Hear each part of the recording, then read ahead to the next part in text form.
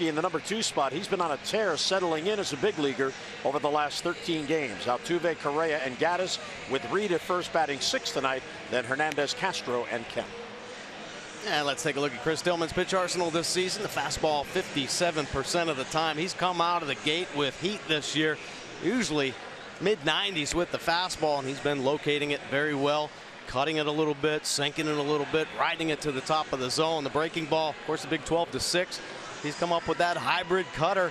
And every once in a while, it's got a little tilt on it. It's like a power slider. Throws it hard, high 80s, and then straight change. Big numbers on the year for Tillman. Opponent's hitting just .236, and he's handling both lefties and righties about equally. So the stopper going to work, and here's George Springer. And he will lead off. Last night he led off and hit an opposite field home run off Wade Miley. And the Astros grabbed the 1-0 lead. And the breaking ball is in there for a strike, and it's 0-1. So good start there as Tillman goes away from the fastball on the first pitch and gets a breaking ball in.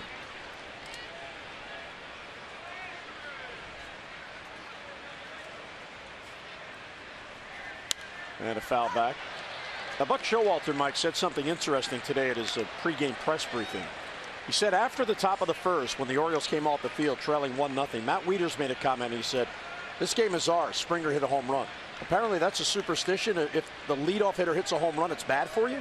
I'd never heard that before. Me either. I thought hitting a leadoff home run was good. Adam Jones compounded it by hitting a leadoff home run. And appeal the first, he didn't go. And the count 1-2 on Springer. So that was the double positive, making it a negative. Exactly. Yeah, so Adam, in fact, Adam hit it out on the first pitch. Line drive into left field for the home run. The 1-2 on Springer. That ball's line and a base hit.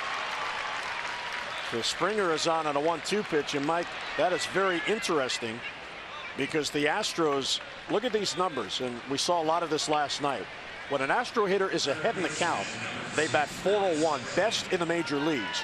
The Orioles are 17th at .352, but behind in the count, that's a rare hit. He was 1-2, 171, worst in the major leagues. So the moral of this story is get ahead and make your pitch. Absolutely, and Chris Tillman did a nice job getting ahead.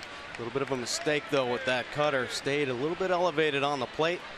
And Springer, who's been swinging one of the hottest bats on the Astros, slaps out another base hit. And here's the rookie Alex Bregman. Check swing. And it's a called strike by Dale Scott. Bregman is a real good looking rookie. First round pick just last June. Of course, he played in college at LSU, that tremendous program there.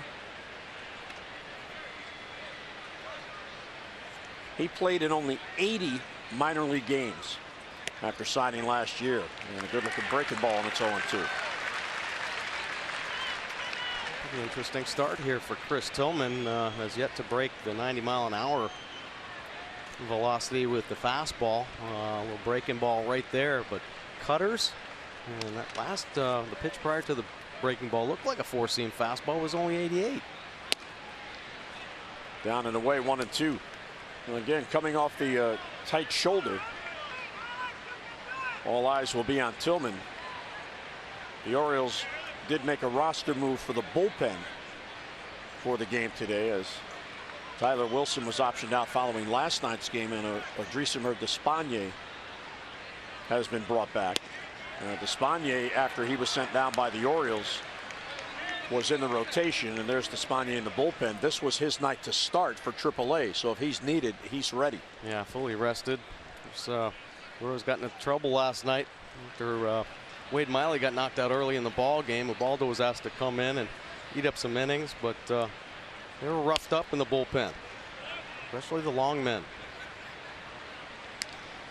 And there's Francisco Pena. He's here. Matt Wieters went on the paternity list today, so Matt can be gone for as many as 3 days. So Francisco is here for the second time this year. He was here when Caleb Joseph was on the disabled list. Did a real good job in his limited playing time. He sure did. And the 2-2 is hit deep to left field, and that ball's going to go. And the Astros pick up where they left off last night.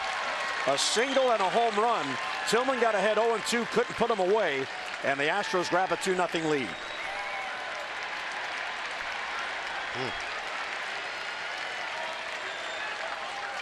Change up right there that Bregman got all over. Not a lot coming out of Tillman's hand right now. A lot of life that we've been accustomed to seeing this year. Here's the change. You saw the grip. Just hovering. Comes up middle in to Bregman, and he has been on a tear after a slow start to his major league debut. He's been rocking and rolling the last 12 games. Here's a ball hit towards the middle. J.J. Hardy back of the bag, has to hurry, and the scoop by Davis gets the out. Nicely done on both ends. As Altuve has good speed, and he always hustles. Bang, bang play at first, and one away. J.J. another nice play here. The chopper up the middle. Hardy has to have the quicker release. Davis picks him up on the end, plays it on the inside of that left foot. Take a look at the rest of the Orioles defense. Kim Jones and Trumbo in the outfield. Scope will join Hardy over at second base. Machado and Davis on the corners. Caleb Joseph getting the start with Matt Wieters on paternity leave. Here's Carlos Correa, 21-year-old shortstop. He is 7th in the league with those 83 RBIs, and he has been on a run production tear. And a strike on the corner, 0-1, borderline pitch, and Tillman got the call. So Tillman is 26th start, coming off the win that Mike told you about in our open at Oakland. That was on August the 11th, and he was dominating in that game. Weak ground ball towards Manny, and 2 down in the first.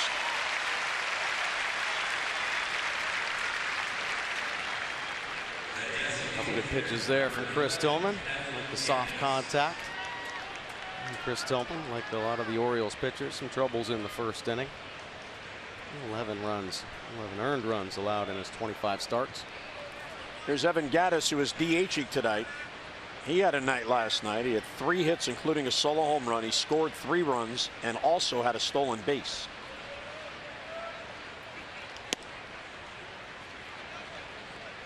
Now, Buck Showalter asked before the game today about bouncing back, and he said, well, let's look at this series.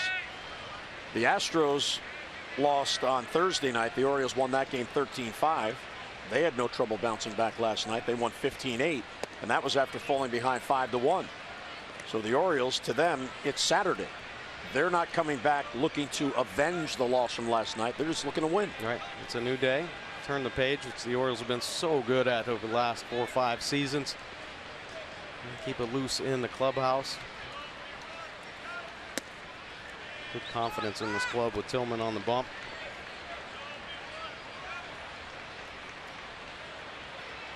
Now, Tillman, his second start against the Astros on the year. He pitched to a no decision in the 3-game series in Houston in May, and he pitched very well. The Orioles just didn't score for him. In 7 innings, he allowed just 2 runs. Ground ball that's foul. Well, 3-1. As Gattis had the green light on 3-0. Luis Valbuena hit a 2-run home run in that game. Those were the only runs he allowed. Just 3 hits over 7 innings. He usually gives Dave Wallace a very solid start. In fact, he's gone at least 6 innings in 16 of his 25 starts. Foul back, 3-2.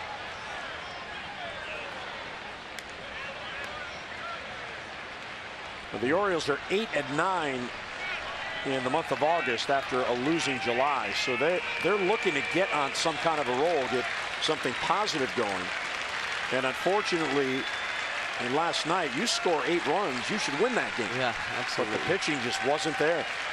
The starting pitching or the relief pitching last night. And the 3-2 is lined to left center field. On the run is Kim. He's not going to get it. And that's down for a base hit. The Gattis will head to second base, the 3rd hit in this inning, and a 2-out double. And Mike, we know in a pennant race it's all about pitching. The Orioles are 1-3 on the homestand, and here's the team pitching on this homestand. This is not what you need if you're in a pennant race. Yeah, it hasn't been too good, and the pitching actually started to stabilize. They showed a little bit more consistency, but this homestand, it's been trouble. 8.73 earned run average in the 33 innings pitched. How about 45 hits on the board, which has led to the 32 earned runs and the 10 homers. So keep it down right now. Of course, Camden Yards when it starts heating up, ball jumps a little bit, but these pitchers have had so much success here at their home park. You expect that to turn around. So Gaddis in scoring position for Reed, who moves up to number 6 tonight. He walked a couple of times last night and scored 1 run. Just outside. He had 3 RBIs in the first game on Thursday, including a 2-run home run. Good number there for Tillman. Solid numbers across the board for Chris Tillman on the year. 234 opponent average with runners in scoring position. Well, better than the league average at 259.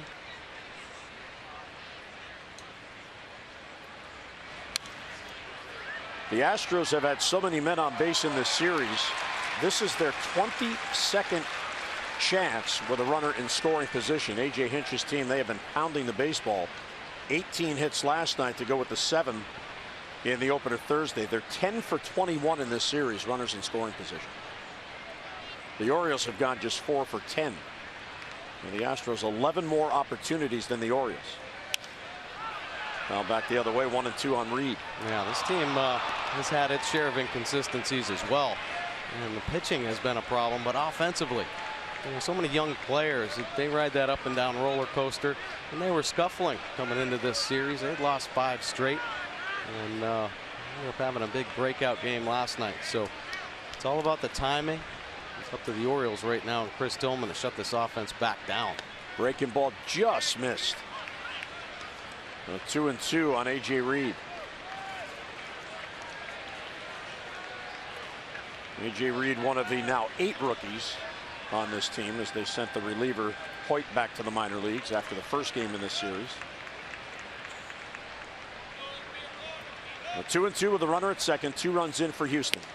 Outside, ball 3. But he did get that up to 92. Yeah, finally let that one loose. I wonder if he's just a little tentative after feeling the shoulder discomfort after the last start. Took him almost 25 pitches to get one up over 90 miles an hour. Reed is the 6th Astro to bat here in the first.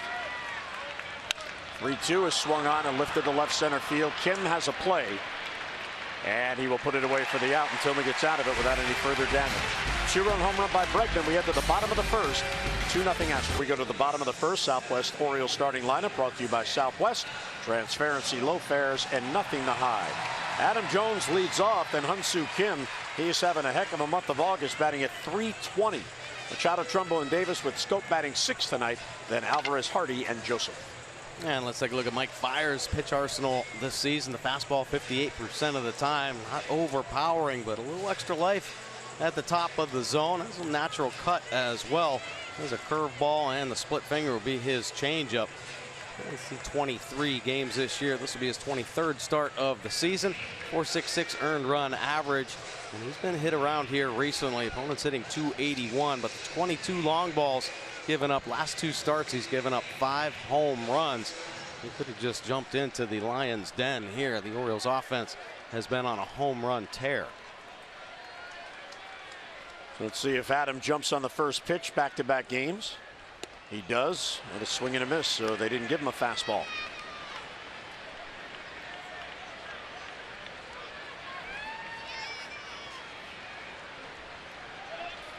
Adam has a 3-game hitting streak working.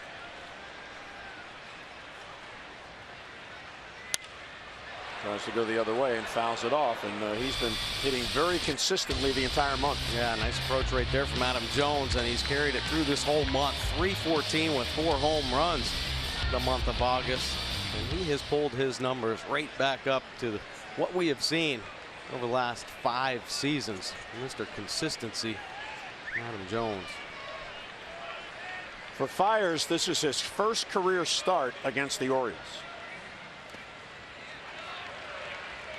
In fact, only 3 of the active Oriole position players, 3 of the 13, have seen him. One of those, Steve Pearce, is not in the game. Only Trumbo and Pedro Alvarez have actually faced Fiers in a game. 1 and 2 on Jones. And in the dirt, 2 and 2. Adam loves the Saturday night alternate orange jerseys because then he can break out the alternate team socks. That is a great look, isn't it? Yeah, I love it. The orange, the white and black stripes. And the true stirrup, too, as well. And he got him on a breaking ball. Down and away, and Adam couldn't reach it. One away. Yeah, so Fiers has the split finger, but believe it or not, the curveball, his out pitch, he starts burying it like this. Could be a troublesome night. Good breaking ball, 12-6 over the top. So he'll flip it in there for strikes and then bury it like that one for strike 3. Now, I was eavesdropping on a conversation you had with one of the Astros broadcasters, so not taking the information from you, about the breaking ball of Fiers. Yeah. And he made an interesting comment, which you actually disagreed with, about the breaking ball. Well, he said if he doesn't throw it for strikes, he's in trouble. And you said, no, you want it to swing and miss. You want it to bounce in there. Well, my point was if the Orioles are aggressive, that curveball has caused this team problems before, especially the last time faced the Astros in Houston. It seemed like it was all breaking balls the team was swinging at. And Adam Jones goes down on that breaking ball. The Orioles crush breaking balls on the plate. Strike 3 call. Kim knew it. So back-to-back breaking balls had him thinking breaking ball, and another called strike 3. And the 2 men are down. Back-to-back Ks. Yeah, it looked like he was looking up for that breaking ball. Take a look at the Mercedes-Benz pitch track. 3 pitches, making easy work there. The good fastball running back over that inside corner. Mercedes-Benz, the best, 4-0. That brings up Manny, 2 outs and nobody on. Manny 3 for 10 in the series, and he has homered in each game, so back-to-back games with home runs for Machado.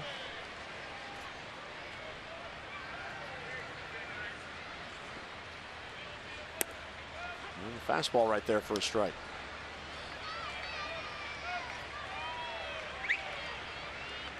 Manny in his last 14 games has hit 6 home runs and has driven in 16 runs.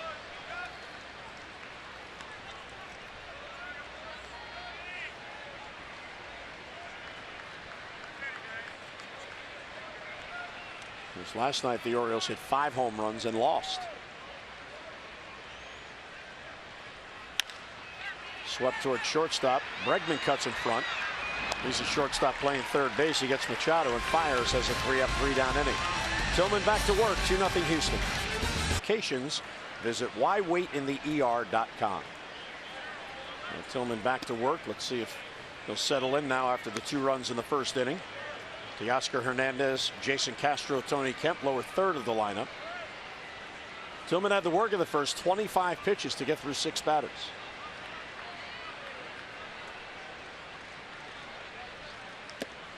Ball 2. Hernandez, another of the exciting young players, 23-year-old rookie, debuted on August the 12th. So he's celebrating his 8th day in the big leagues. Yeah, he had a home run last night. Ball 3 upstairs.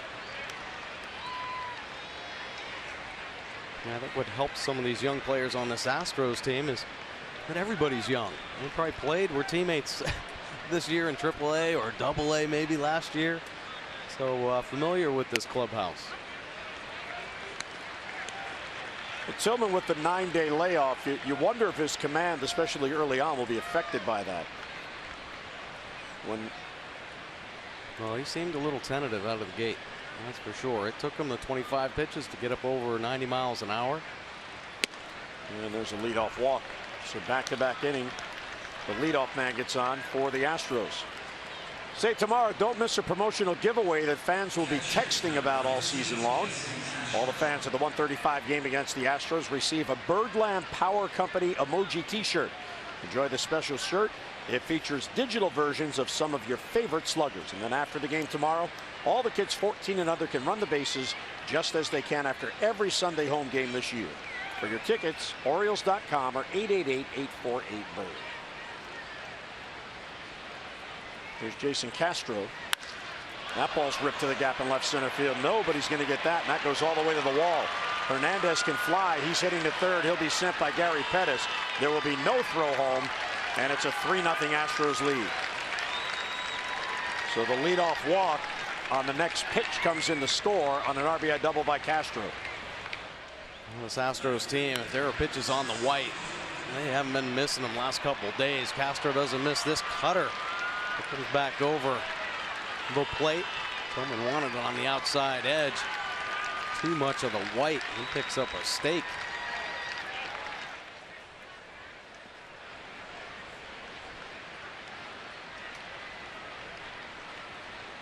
So 3-0 Houston. Runner at second, nobody down. Here's Tony Kemp, the number 9 batter. And swinging a foul back. Sounded like he got a piece of Caleb. Kemp's first start in this series. He did appear defensively the other night late. He's another rookie on this team, 24 years old. But he debuted May 17th, so of all these rookies they have, he's a veteran. Yeah, been around, right? Out of Vanderbilt, a tremendous program there. He's an infielder by trade, but he plays second base. And on this team, if you're in this organization for that matter, you better find another position. Center field hangs for Jones. And one down, back to second goes Castro. And Jones playing shallow. He has the good feet. Take that line drive away and get that first out on the board. So the lineup turns over already. Here's Springer, who led off the game with a base hit on a 1-2 pitch and came on the score on the home run by Bregman.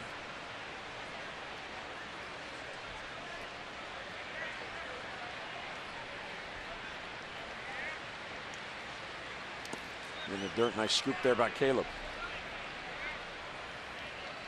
A good block. Buck Showalter in Dave Wallace's ear, maybe about something he sees. Maybe some concern about the velocity. Well, it's coming out of his hand right now. Not as fluid and free as we've seen in the past. In the recent past.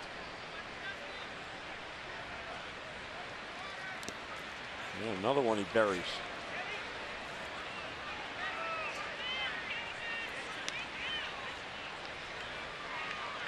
Well, Tillman has pitched, well, very well overall anyway, but especially here at home. He's 8-1 at Camden Yards. And though his ERA is actually better on the road, he's 7-3 away from home.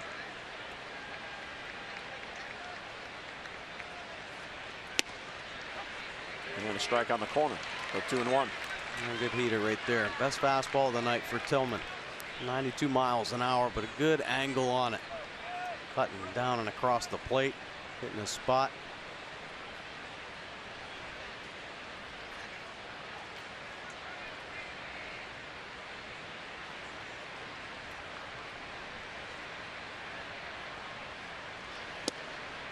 Just outside, ball 3.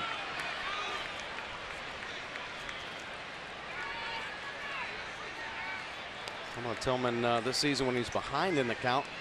Look at that fastball 63% of the time, but confidence in that breaking ball. Typically the cutter when he's behind, and then the change. He has had unbelievable command of his changeup this year. There's a good 3-1 changeup to Springer. He hasn't found the command yet early on in this ball game, but this a quality strike, bottom of the zone. Nothing you can do on that one. If you swing at that, you're going to whistle it off your foot. A ground ball to third base. Wisely takes, thinking it's down, but perfect pitcher's hit. Nicely framed. Absolutely. And 3-2 on Springer. Outside, ball 4. 2 walks in the inning. Well, Tillman, before winning his last start on August the 11th, had gone 3 starts without a win. He was 0-2 with a no decision, and in those games, Mike, he allowed 11 earned runs in 16 2/3 innings. So he went through a stretch which for him was very unusual, the way he had pitched all year. It took him 4 tries to win number 15 after he got his 14th win. Here's Alex Bregman now, first and second, 1 down. And another base hit for Bregman. They can't get him out. Castro will be held at third as Jones plays very shallow. So the bases are loaded with one down. Bregman 2 for 2. And here's Jose Altuve. He has struggled against Chris Tillman. One of those who has struggled. Yeah. Well, he came into yesterday's ball game with unbelievable numbers against Wade Miley. Here, next game, lowest career batting average against any pitcher, Chris Tillman. Down into the 100s, but Altuve, most dangerous hitter in the American League right now. Power, speed, slapping the ball all over the place. And once again, Buck Showalter has to get the bullpen up early in a ball game. Despaigne getting loose.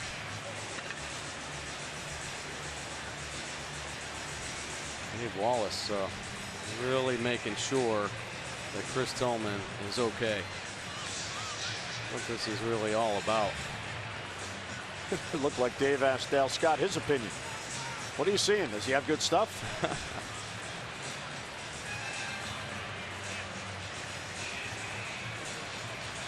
So a tough out with the bases loaded and one down. Now Altuve, the leading hitter in the American League, began the night at 365. Castro, Springer, and Bregman third to first, and Altuve against Tillman.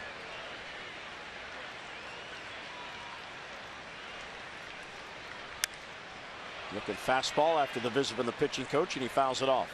Yeah, good fastball though. A little two-seam action. Tillman locating it perfectly. Inside corner, maybe just a little in off the plate. Altuve, he knows the history here. He knows he's had struggles in the past, so trying to ambush early with some runners out in scoring position.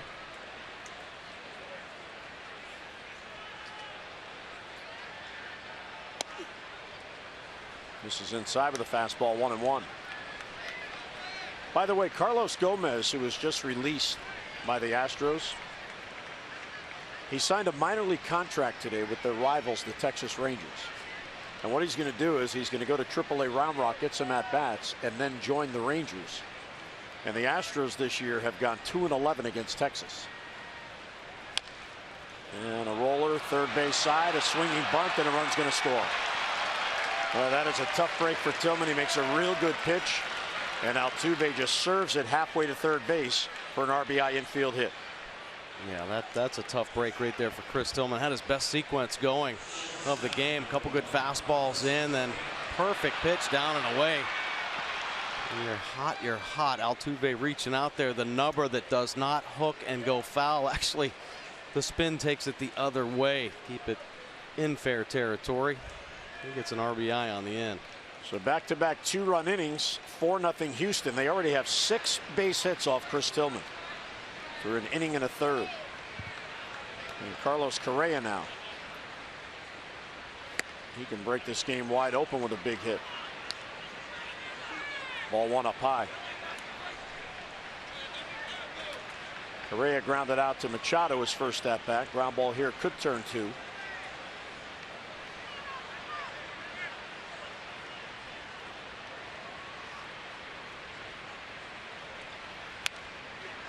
The Orioles are already assured of losing the season series to the Astros. Houston is 4-1 against the Birds, so 2 games to go tonight and tomorrow. The best the Orioles can hope for is 4-3 if they win both. Well, they can hope that they don't have to play the American League West anymore. They have had some problems with that division this year. 1-1 on Correa. Outside, ball 2.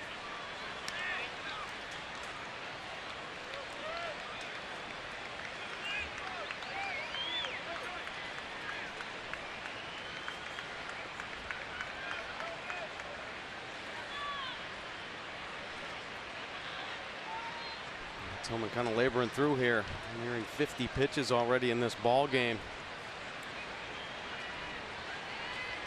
The crispness we've seen in the past, and definitely some concern from Buck Showalter, pitching coach Dave Wallace.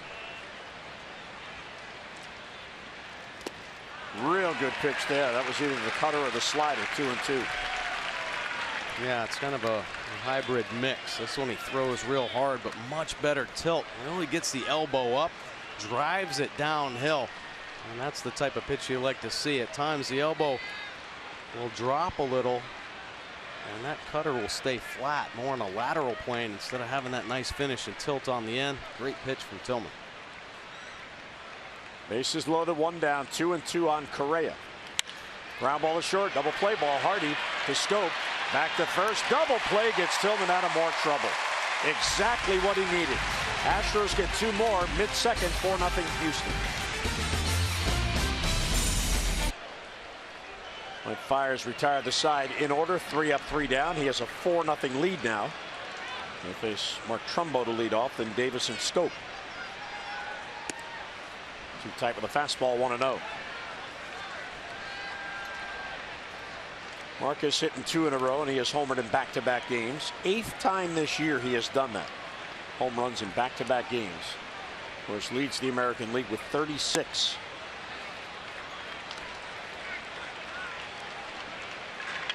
Yeah, this Orioles team just starting to destroy the baseball. 11 home runs here last couple games. Davis starting to heat up. And he and Trumbo get going in the middle. Boy, everything else falls into place.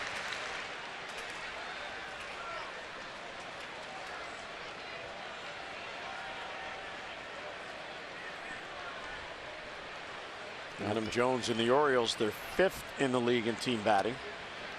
Ball 3, so 3-1. Real patient at bat here for Trumbo, who has seen Mike Fiers 2 at bats.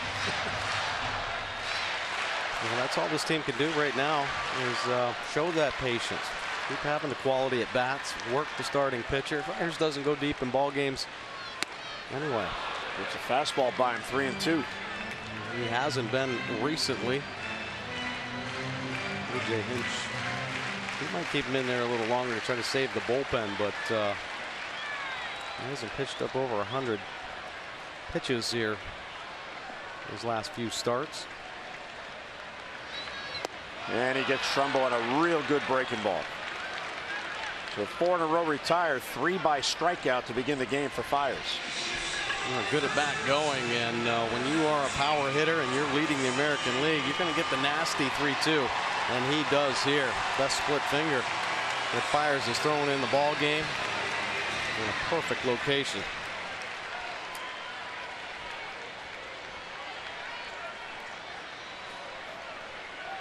Well, here's Chris Davis, whose bat is really beginning to heat up, and the Orioles certainly need it. And it's upstairs, but a called strike, a high strike. I don't recall Dale Scott having this deliberate way of calling a strike. He's very, very slow into the shift. There's Altuve, and 2 men down. 5 in a row retired by Fiers. On Monday, the Battle of the Beltways will return to Oriole Park. The Orioles host the Nationals for game 1 of a 2-game series. And on Monday, the first 20,000 fans 15 and over receive the Orioles wicker weave ball cap. So show your black and orange and back your birds. The race for the postseason really heating up. For your tickets to Monday or Tuesday's game, Orioles.com or 888-848-BIRD. We have a huge crowd on hand here tonight on the Crush Davis bobblehead night. Scope will take a strike, 0-1.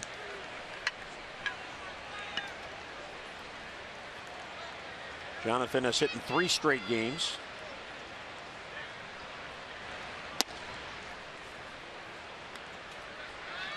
The Orioles could sure use Scope to begin to start driving in some runs. His run production has really cooled off. He has just 5 RBIs in his last 20 games.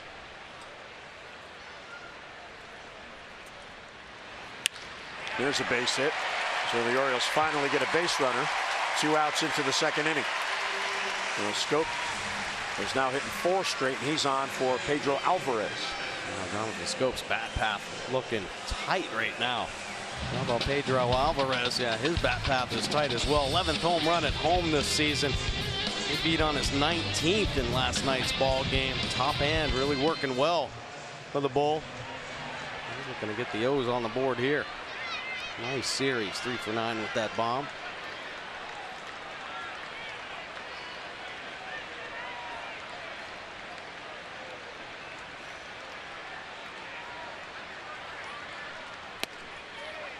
Right there at the knees for a called strike. 0-1. Mike fires out of Deerfield Beach, Florida. He was drafted by Milwaukee, 22nd round pick back in 2009. He went to college in Fort Lauderdale at Nova Southeastern University. Breaking ball low. Facing the Orioles here tonight for the very first time. He has now faced every team in the major leagues having faced the Orioles here except the Milwaukee Brewers, his former team. He was traded to the Astros last year, day before the trading deadline, along with Carlos Gomez, who just signed with the Texas Rangers after being released. Pedro Alvarez with a good eye. 2-1. Gotta wait him out. He's got good patience. He'll make some mistakes. He's been touched this year. He's had his problems. He struggles. He's allowed 5 home runs in his last 2 starts. Yeah, and does not like pitching on the road very well.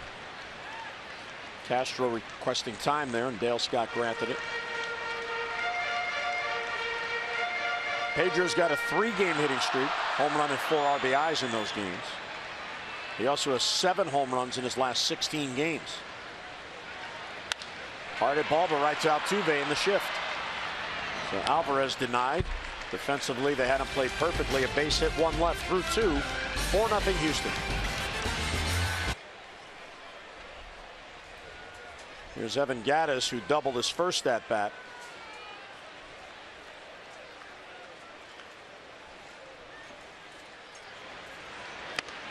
Tight 1-0.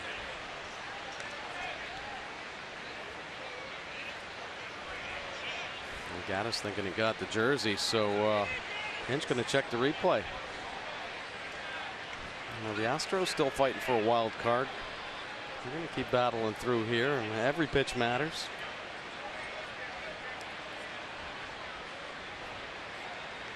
Get a chance to get him on base. Yeah, you may have read the lips of the bench coach there and said it hit him. Yeah, looked like it brushed the jersey there.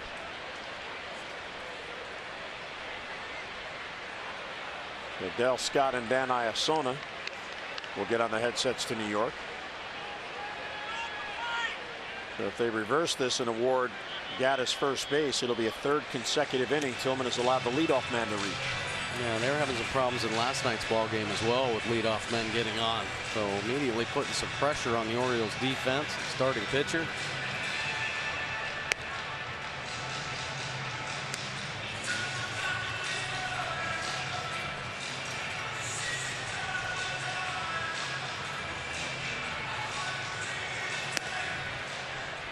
So Tillman staying loose as they look it over.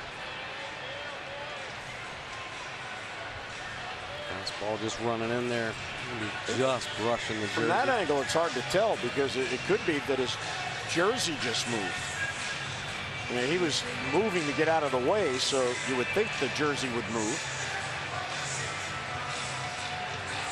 Yep, they're giving him first base, so they felt that it did hit him.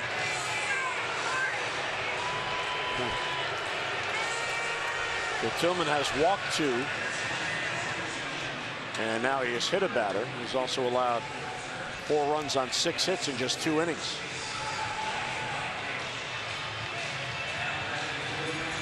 So the command, a big issue here early on for Tillman. Very, very erratic with the fastball. And he's been falling into hitters' counts. Yeah, sure has. Hasn't been as sharp with any of his pitches. The changeup took a little while to find the command of that. The fastball, which is the key, he hasn't been able to lock into command or velocity. 1-0 on A.J. Reed. Tillman 3rd in the American League with his 15 wins. Rick Porcello of the Red Sox and Jay Happ of the Blue Jays each have 17 wins.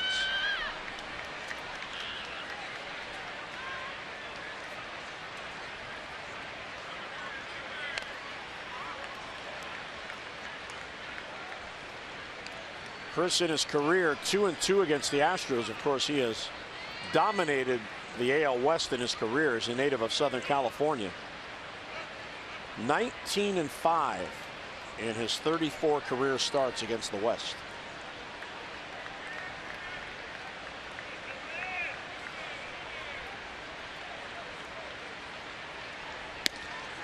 Outside.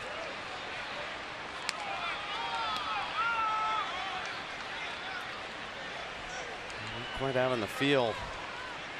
Only the pitches. Caleb wanting to get the cutter in there under the hands after leaving the pitch prior onto the plate.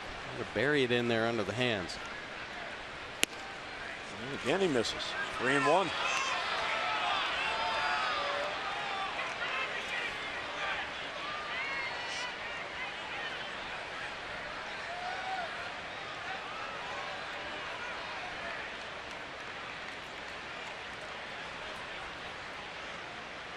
Infield at double play depth with Machado well wide of the bag at third with Reed up. And a swing and a miss. And a full count on A.J. Reed. Yeah, another good one there. He's thrown a few good ones, but more not so good. Some inconsistencies. Take a look at the Nissan pitch track. That fifth pitch just buried down and in with good tilt. A hard slider. And just inside. That's ball 4 and another walk. And 3 walks now to hit batter. And 2 men on with nobody out here in the third. Fans, you can text Masson's word of the day, which is save, to 29292 for your chance to win a signed Adam Jones baseball from Masson. That's save to 29292, brought to you by Security Plus Federal Credit Union. Refinance your vehicle with Security Plus today and get 1% cash back on the financed amount, plus no payments for 90 days.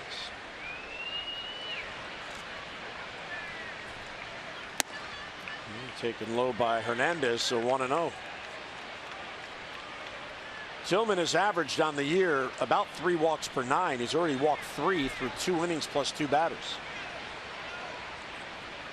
Gaddis and Reed second and first, and nobody down. And that cutter's a pitch that he's had great command with this season. This is his big time pitch. Having a hard time locating it and getting a consistent movement with the pitch, and we haven't seen the big 4-seam fastball. And it has extra life up through the zone. The velocity just not there right now. There's a strike. Best eater, 93. Espana getting loose again. He's up for a second time.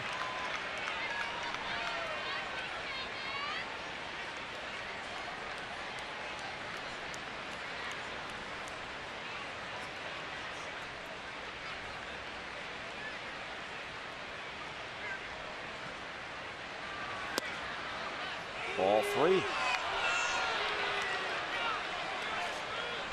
He's having trouble hitting the outside corner. He's having trouble hitting the inside corner.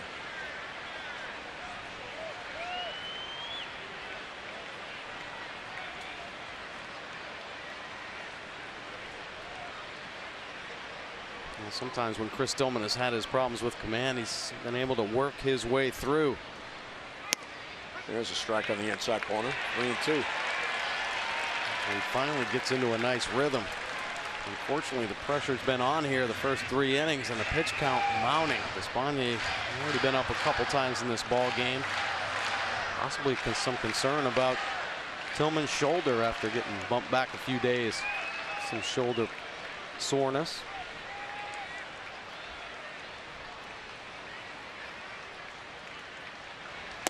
Check swing and appeal. He didn't go. There's another walk, and the bases are loaded. Well, we talked about Chris Tillman being the Orioles stopper. Here's a little bit of a closer look at his season. He is 8-1 in games following Orioles losses. 1 loss, pitched to an ERA of 9.54 in that loss, but very good in the no decisions as well. 8-1 overall with a 2.65, and the Orioles have gone 9-2 in the 11 starts for Tillman following Orioles losses. But here tonight, he has been a different pitcher. His start delayed 3 days.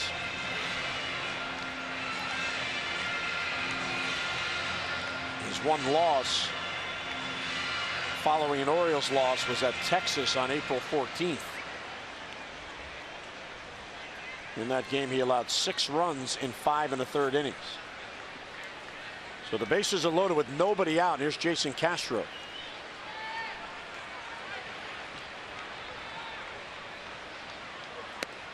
Ball 1.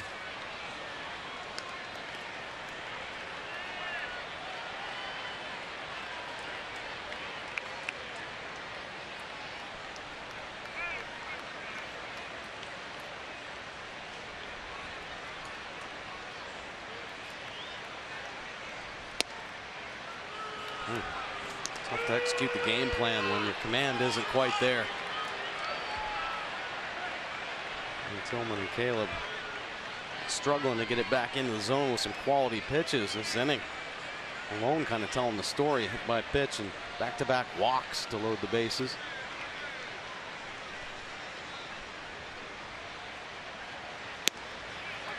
Strike on the corner. Well, here's how unusual this is for Tillman. For the season, he's allowed 11.14 base runners per 9 innings.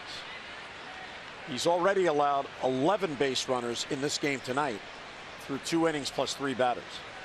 So his 9-inning average, he's hitting 2 innings plus 3 batters. And outside, ball 3. 3 batters on, not one has put the ball in play this inning. The hit by pitch on the graze of the shirt by Gaddis, and then back-to-back walks. Just missing that outside corner. On a different day, that might be called a strike.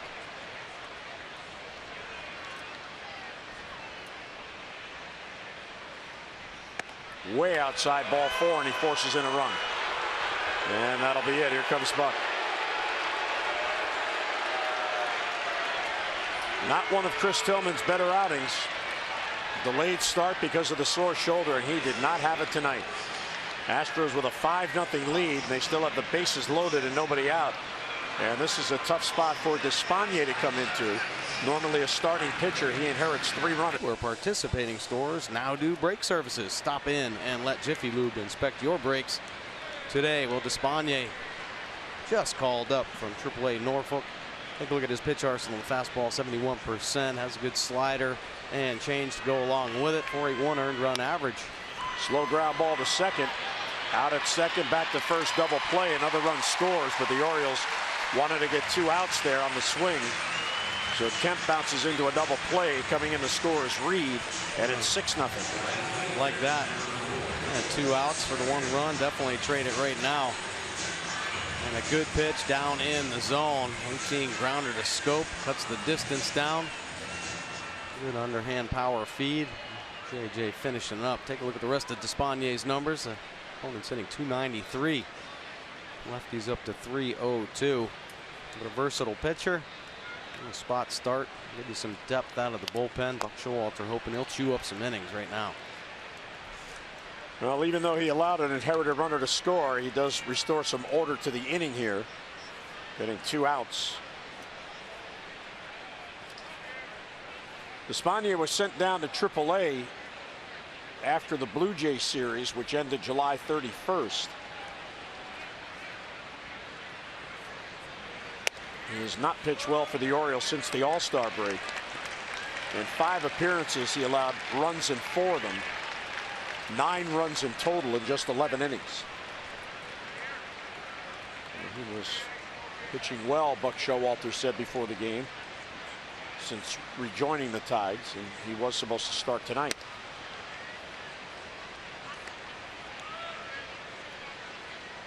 Springer's been on base twice. Singled on a 1-2 pitch and scored in the first, then walked in the second. Astros have scored 2 runs in each of their first 2 at-bats. Check swing, and he got him.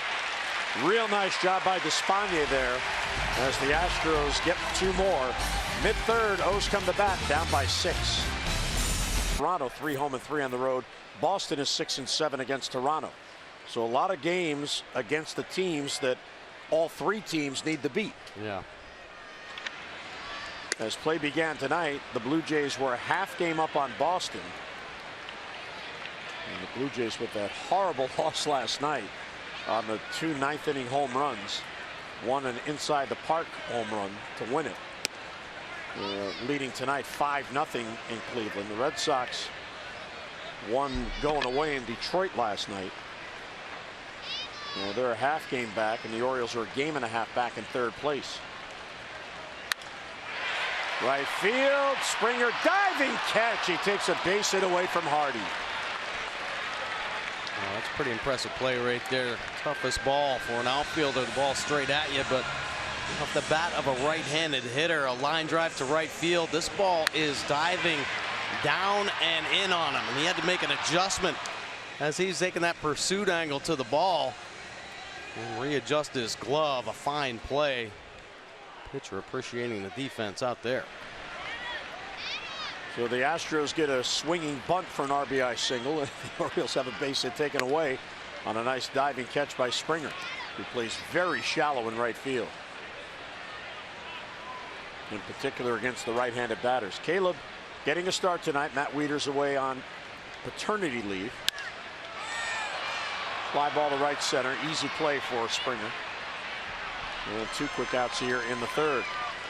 Well, the race for October will power up here at Oriole Park. The Birds and the Blue Jays begin a crucial 3-game series Monday, August 29th. Good seats remain for each game, and they're still available, but they're starting to go fast. So coming out and be part of the playoff push.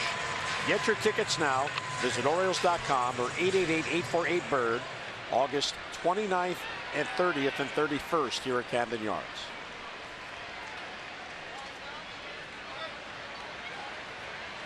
It just seems like Boston, Toronto, the Orioles, it just seems like they're just going to keep beating up on each other the rest of the way through. And I think the most impactful games, the ones that could potentially make the biggest difference, is how they play against the Yankees in Tampa. And the Orioles have some games left against the Yankees, and they play their best baseball. Making that youth movement there. A team that they're pretty unfamiliar with. A lot of new faces. Foul back by Adam Jones. 1-1 the count. Well, let's not forget though, Mike, they have this game to finish and they trail 6-0. And they have a game tomorrow, and then they have 4 consecutive games against the Washington Nationals, a team that is 72-49 and 9.5 games up in the NL East. Yeah. Oh, it's not going to be easy. So they get back into the division. They have a real tough next week until they get to New York for next Friday night. There's Tillman, 6 earned runs in just 2 innings. In the meantime, Mike Fiers has been on his game, throwing enough strikes to get the Orioles to go after that breaking ball. No walks. He has struck out 3. He's allowed just 1 base runner on a single by Scope. Brent Strom, his pitching coach, looking on.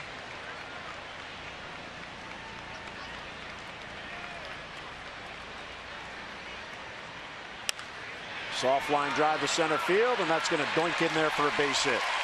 Right off the end of the bat. And Adam will take it. He's now hitting 4 straight. Gets a smile from A.J. Reed. Yeah, way to rip it. I'm saying he flipped the grenade out there. The breaking ball. Adam stays on it. It's just enough of the bat. That was on the end of the bat, but if it finds some outfield grass, it's just as good as the line drive. Hyun-Soo Kim's second at bat. It was a 3-pitch strikeout in the first inning. He was called out. Fiers went breaking ball, fastball. 0-1.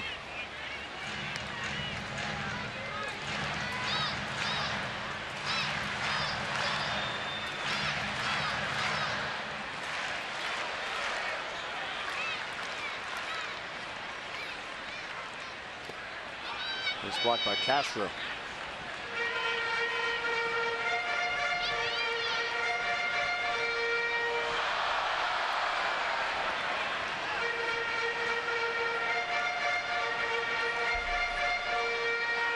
Something Fiers is doing for sure, mixing up all of his pitches. The Orioles can't really sit on anything. Mixing in that breaking ball, a splitter, cutting his fastball, of course moving the fastball around a little bit.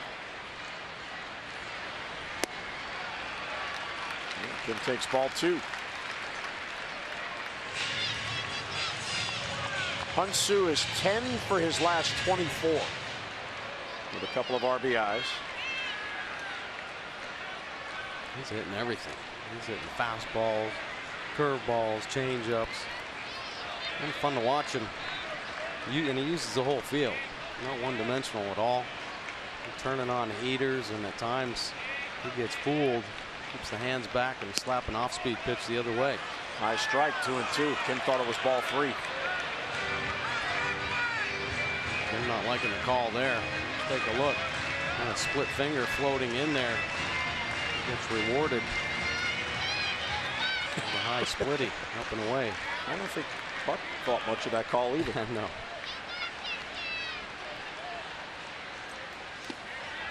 Ball 3. So 3-2 with 2 down. This will give Adam Jones a head start. See if Kim can find a gap. How about that consistency? 22, 25, 25. That's using the whole field. Yeah, he is the one hitter in this lineup that consistently goes foul line to foul line. Yeah. There goes Adam, and it's fouled off.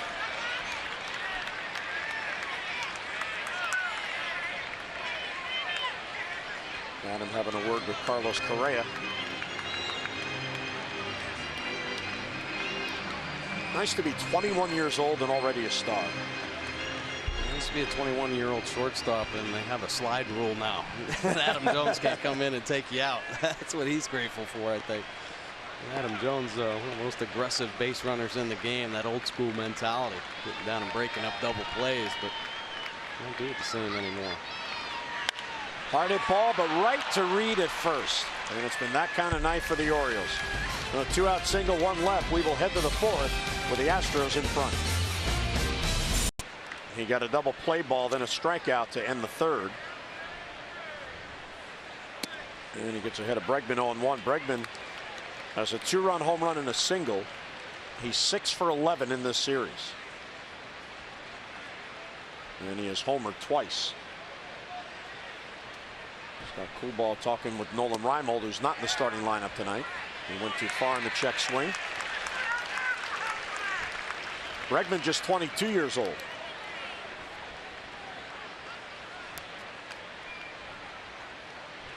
Bregman 22, he can hit. He's laying out some líneas all over the place. Very sound approach. Not a lot of movement. And take a look at Despaigne. He'll do a little bit to mix things up. How about the Cueto right here? Little shimmy and shake that first pitch. Getting Bregman's head a little bit. Oh. Yeah, a little bit low, 2-2. Well, you look at this Astros team. Reed at first base is 23. Altuve at second base is 26. Breaking ball. Looked like a good pitch, must have been high. And Altuve, of course, a star, 6th season already. Correa, the shortstop, is 21. Bregman is playing third base for now, is 22. And he got him. So a strikeout for the first time tonight. The Orioles retire the leadoff man as Bregman goes down here in the 4th. Nice heater. And Despaigne, about 6 different looks for Bregman. On his delivery and different pitches as well. This is a power fastball, 93. Turns his back to Bregman and cuts it loose. It's in Caleb's glove for the first out. How about that one? He drops down a little bit. Every pitch a different look. A little 3/4 slot there. 1-1 on Altuve. He's 1 out of 2. Swinging bunt RBI single.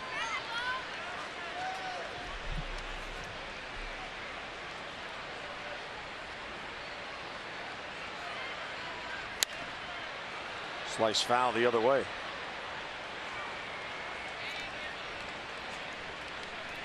There was some stat I was looking at today, and Altuve's got these unbelievable numbers, but his road batting average, it's pretty good.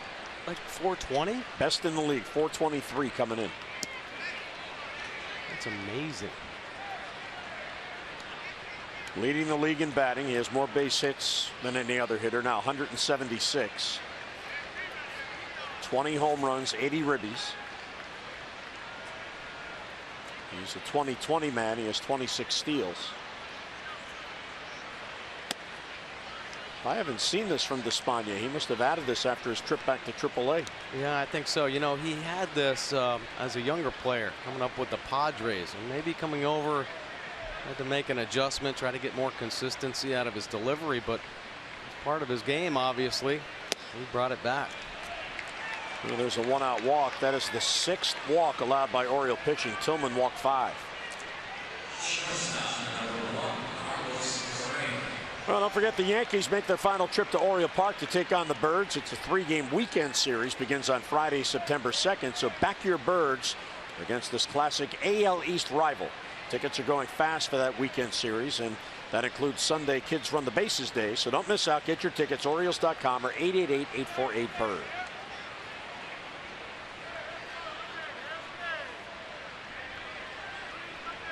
Correa requesting time. So the Astros base runners in all 4 of their at-bats here so far, and Despaigne misses low.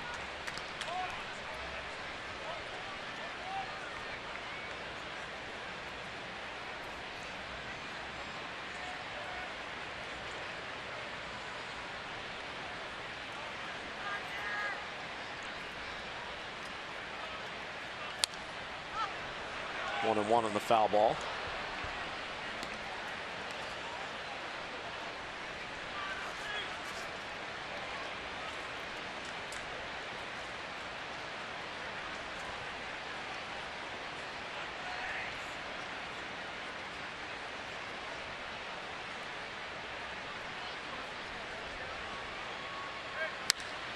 And that'll slice foul down the line. Long way, but foul.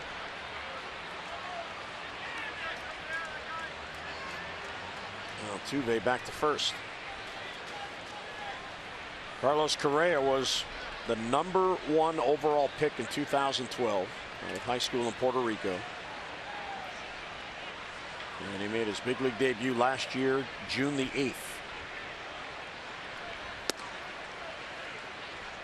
Rookie of the year last year. He had 108 hits in 99 games, and 22 of those were homers. Pretty impressive poise.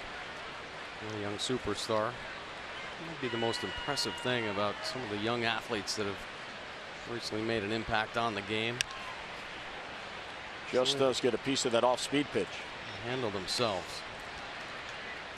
Well, they were down for so many years. They had the high draft picks, and they drafted very well. Yeah, they just keep coming, don't they? I mean, every time you pick up a roster, they're calling up a new young guy. Former first-round pick or top pick. 3-2.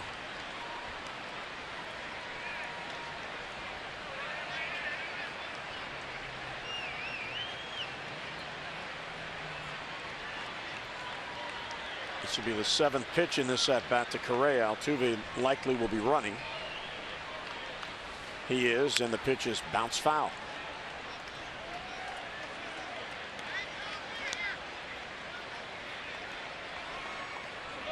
Well, Correa was a #1 overall pick. Bregman, who struck out to begin this inning, he was the 2nd overall pick in last year's draft. He played at LSU. Dansby Swanson, who played at Vanderbilt, went #1 overall to Arizona, and he has since been traded to Atlanta. The 3-2 is fouled back. And Swanson's in the big leagues now. Yep. George Springer, the right fielder, was their first-round pick in 2011. Castro, their first-round pick in 2008. So they have 4 first-round picks that they drafted and developed in the starting lineup tonight. And A.J. Reed, their first baseman, a second-round pick.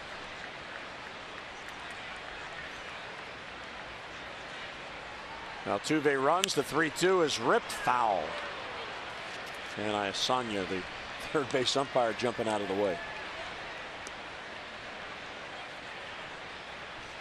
Pretty impressive skills and strength from some of these young players. Correa keeping the body strong and tall on that inside pitch, trusting the hands and the bat path. He yanks it out of there to keep the at bat alive after a steady diet of pitches on the outside corner. See the pitch track there. Espana trying to sneak one on the inner edge. Fouls back the 10th pitch. This is frustrating for both the hitter and the pitcher. Despaigne can't put him away, but Correa can't put it in play. Altuve's the one having a hard time. He's running 3-2. Despaigne say, hey, I'll give you a little break, right?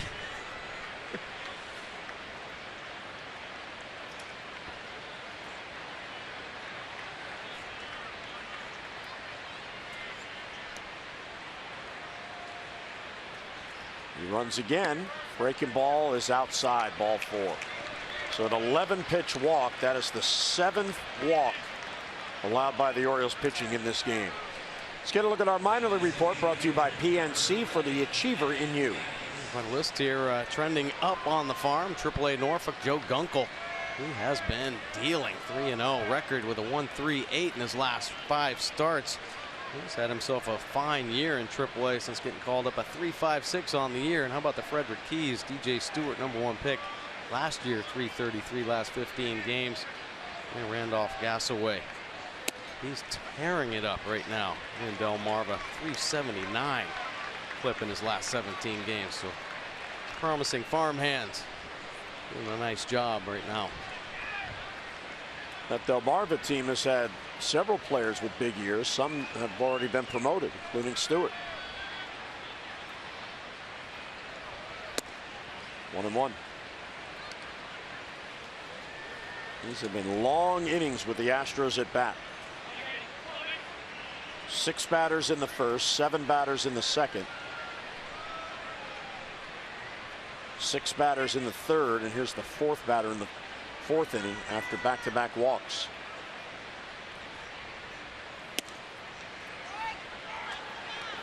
I know we've seen some crazy things. Yesterday's ball game, you just don't see those too often. Maybe once or twice in a year.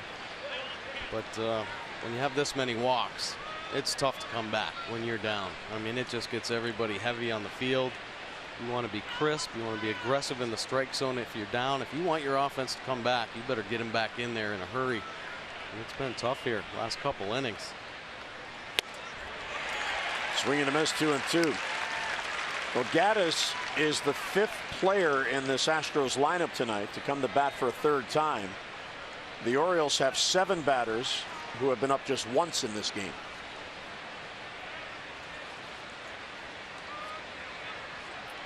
Tillman allowed 6 hits, walked 5, and hit a batter. So 12 base runners allowed in his 2 innings plus 4 batters. And 2-2 as Gaddis fouls it back. Astros won 15-8 last night. 3rd time this year and the 2nd time in the past 9 days they've scored 15 in a game.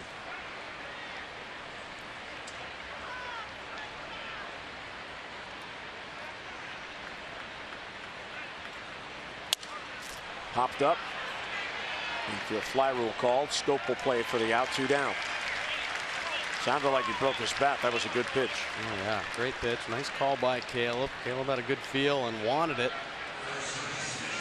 Right where he put the glove, and Despaigne executing it perfectly.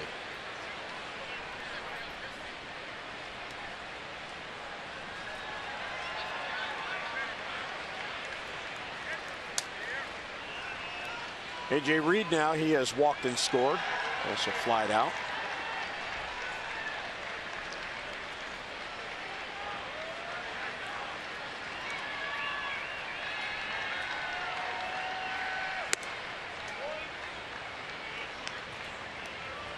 A long way to go in this ball game. One thing the Orioles have on their side, playing here at Camden Yards. Full house tonight. Get this crowd back on their side. And we're shutting down the Astros a little bit. Some energy going the O's way, which could happen in a hurry. Well, the Orioles have had just 2 base runners through their first 3 innings. And each time it was a 2-out single.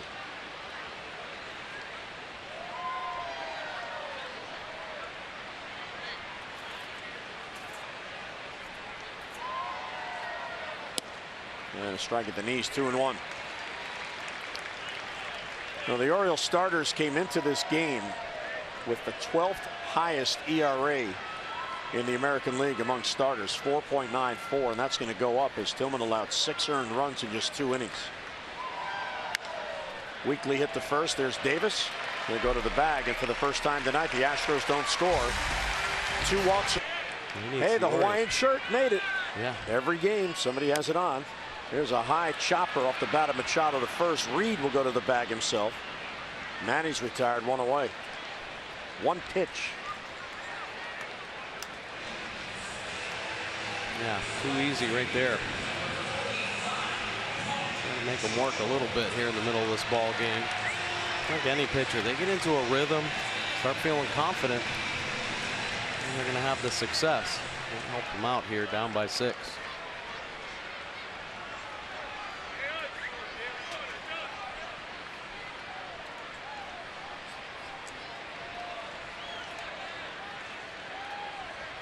Trumbo struck out his first at bat. And he'll look at a strike. Well, the other aspect of this, and this is why Wade Miley's start last night was so disappointing, and he even alluded to it when he talked to the media after the game. He had a big lead, and he wasn't able to command the pitches to keep that lead. Whereas Fiers here tonight is doing the opposite. He has a big lead, and he has been able to make the pitches. Here's our Maryland Live Casino inside the numbers. Most home runs in back-to-back games combined. The Orioles sitting on that. Did it last night, 11 home runs, and a lot of guys to thank for that. Of course, Chris Davis heating up with the 3 home runs. Machado a couple, Trumbo a couple, Hardy a 2 home run ball game.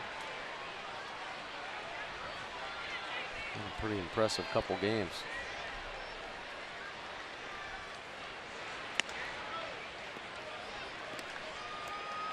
Well, the Orioles have not been able to put any pressure at all on Mike Fiers in this game. Scope had a 2-out single in the second. Then Alvarez was retired. Jones had a 2-out single in the third, but Kim was retired. So the Orioles have yet to have even 2 men on in the same inning against Mike Fiers. He was coming off a loss last Sunday in Toronto where he got knocked out in the 5th inning. Deep center field. Back is Hernandez. That ball's going to carry, and that ball is gone. It bounces over the back bullpen and up onto the standing room area. So the Orioles break through. Chris Davis has now homered in 4 straight games, and it's 6-1. Oh, it's so much fun when Crush heats up. 29th long ball, and he is starting to let the game come to him. Let that ball travel, and his whole body got into that bomb. Beautiful swing the other way. Not too often you see him bouncing up in the flag court. And another $500 for our Maryland Lottery contestant of the game, Michael Taylor of Baltimore. So it's a 5-run deficit now.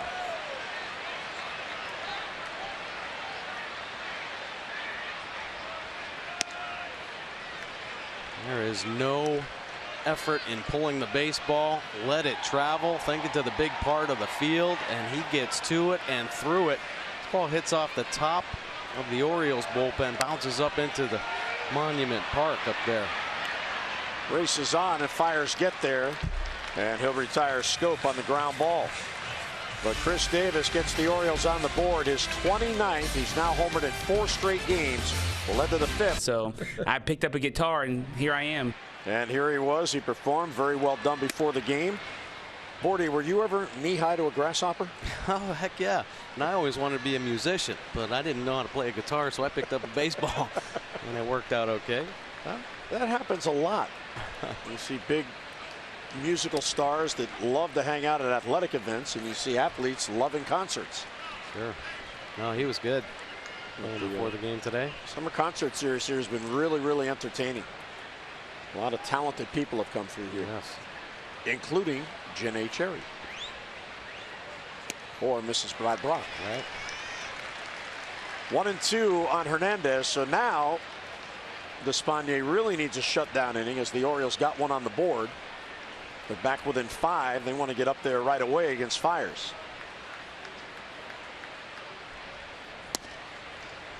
A little bit low, 2-2.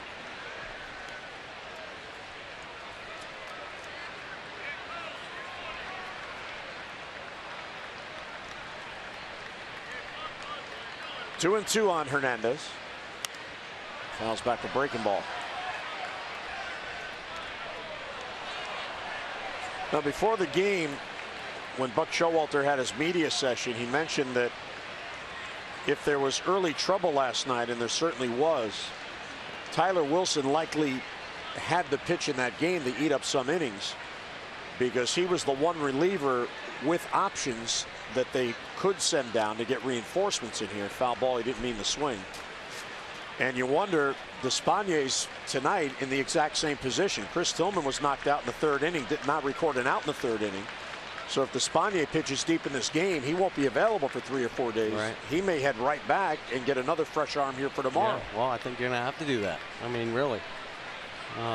They need a fresh bullpen. They need to have bullets down there. They can't sit on Despaigne now for 3 or 4 days. And most of these guys, Ubaldo got used up yesterday. Worley, he's a monster. He could take the mound today, but he pitched a couple innings last night. Popped them up on the 8th pitch. Chris Davis in foul ground. Has it for the out and 1 down. Well, the bullpens in this series, this coming into the game, neither has really had solid efforts, and very surprising for the Orioles bullpen with that ERA. Yeah, it's a tough one, and 4-game set here, so both managers wishing that their starters could get deep into this ball game. How about 8 2/3 for the Houston Astros, 9 2/3 for the Orioles. The Orioles bullpen has been one of the best, if not the best, this season. They've been getting roughed up a little bit here recently. And you take your chances when you keep running your middle relief out there. The Orioles back end of the bullpen's been solid all year long. And really the key to most teams, your middle relief hold up in some of the short outings and the starters this year. Another pop-up. Kim was deep, charging in. He's going to get there. And 2 down. Well, the Orioles bullpen last night allowing 9 earned runs. The bullpen's ERA, they came into last night's game with the best ERA in the league, 3.20. It's now 3.34. It went up 14 points in 1 game. I mean, you rarely see that this late in the season. Yeah, well, a lot too many innings thrown, obviously, and too many runs on the board for sure. There's Tony Kemp. Louis Tiant delivers, and it's outside. You do what you can to break the rhythm and timing, but if you can't be consistent with your command and do that, there's going to be some problems. Drive a manager crazy, that's for sure. Ties up Kemp but misses 2-0. Well, maybe he was watching the Orioles last weekend when Cueto pitched against the Birds in San Francisco. Sure. Cueto is the master at that. Yeah, he's having a great year. There's a strike on the corner, 2-1. Kemp is 0 for 2, one of the few hitters in this lineup who has not joined in the fun. In fact, he's the only hitter who has not been on base. He did get a run in, did not get an RBI. Bases loaded, he hit into a double play, and a run came in. 24-year-old. He was drafted as an infielder, but as we mentioned, he plays second base. He's not going to play second base on this team. Went too far on that pitch, 2-2, not with the possible MVP Jose Altuve at second base. Yeah, but smart drafting, you know, athletic infielders. Yeah. Absolutely. And you can stick them in the outfield. You see in the major leagues all the time, some of the best outfielders, former infielders. They have great pursuit angles, strong arms in the outfield. Pops up the slider. That's going to slice back in the crowd, out of play. Well, that's why there's all the talk about Alex Bregman, who was drafted as a shortstop, #2 overall last year. He's playing third base now. That he may move to center field next year because they signed that Cuban star to play third base, and right now he's in AAA and he's hitting already. Wow. So you just keep acquiring talent. You worry about it later. Yeah. If you can hit, they'll find a spot for you and a base hit in the right field. So the Espana denied a 3-up, 3-down inning as the Astros just keep getting on base. Although the way Teoscar Hernandez has played in this series, do they really need another center fielder? They just got a lot of good players, don't they? Good young players. They've had a real good combination of the draft with all those lean years when they were losing 100 games, and their international signings have been fantastic. Yeah. You know, Altuve's out of Venezuela. Here's George Springer. He's out of Connecticut. And some people think that might be an international signing. Spoken from a man from Maine. It depends on if you're a Red Sox or a Yankees fan. I think, right? That's a split state. Yeah. And Altuve's from Venezuela. Correa's from Puerto Rico. Hernandez is from the Dominican Republic. And a strike is called, 1-1 on the count. Valbuena, who's not active at the moment, he's from Venezuela.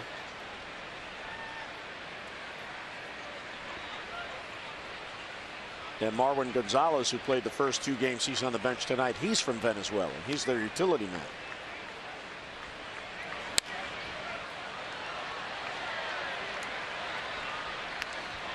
When Andy McPhail ran the Orioles, he used to tell the fans at FanFest every year about developing talent. And his rule was, if you need to develop 10 pitchers, you better have 30. You're going to need that many to find 10 that are going to make it up here. Oh, yeah. The Astros in recent trades have traded away some top talent as well.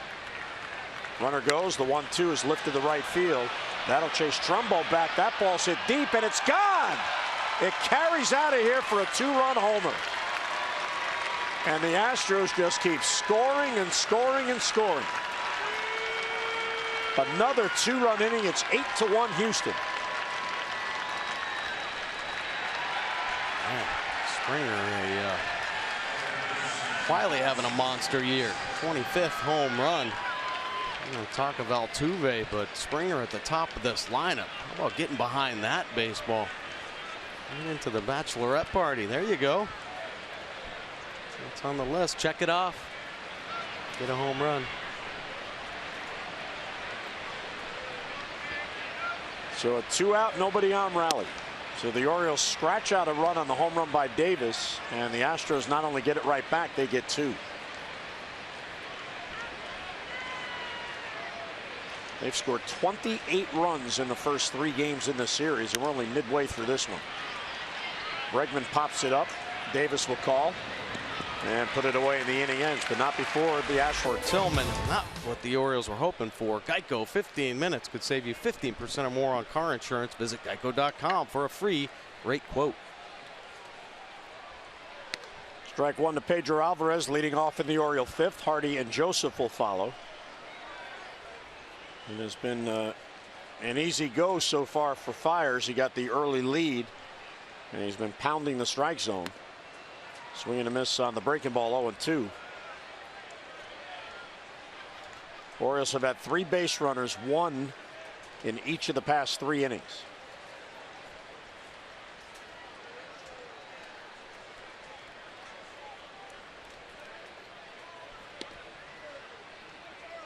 And with Tillman's performance here tonight, you have to wonder, Mike, if that shoulder is a bigger issue than we thought. Yeah, well, there are a couple reasons to be concerned. Obviously, 9 days in between his starts. Came off a great start in Oakland, but the shoulder soreness. So you wonder, how bad was it? Well, it must not have been too bad. They let Tillman make this start, but he was tentative early on. Not like most of his starts this season, where he's come out You know, throwing 93, 94 miles an hour, good velocity. Swing and a miss, but the ball gets away and it bounces into the Astros dugout. So the Orioles will get a break and they'll get a base runner on the strikeout. Take what you can, right? Check swing. Well, the bull kicks away from Castro. We'll find some way to put some pressure on Fiers, and this could be the break they're looking for. Check swing on the curve in the dirt. Alvarez finds himself on first base. So the wild pitch allows Alvarez to reach. First time in this game the Orioles have had the leadoff man on. Trailing by 7, 8-1. Hardy was robbed of a hit his first at bat. And a good takedown and in.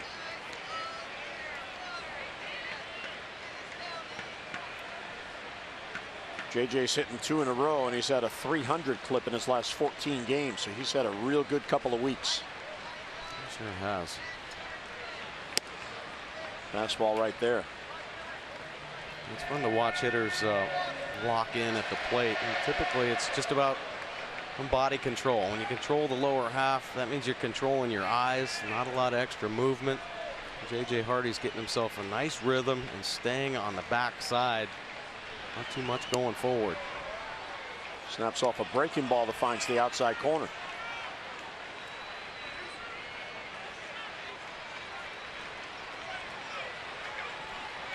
Fiers' ERA in his road starts this year 6.27. He is not pitching to that ERA here so far tonight.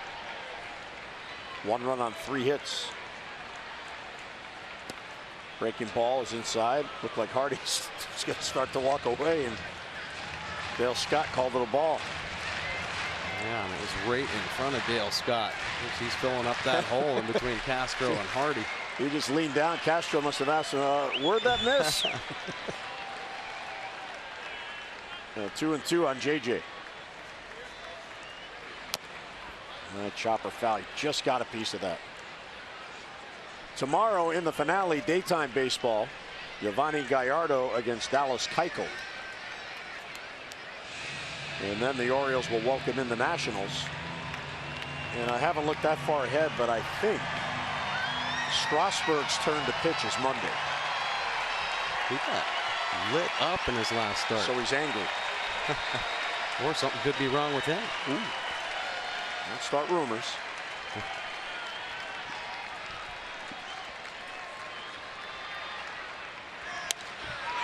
Center field for Teoscar Hernandez.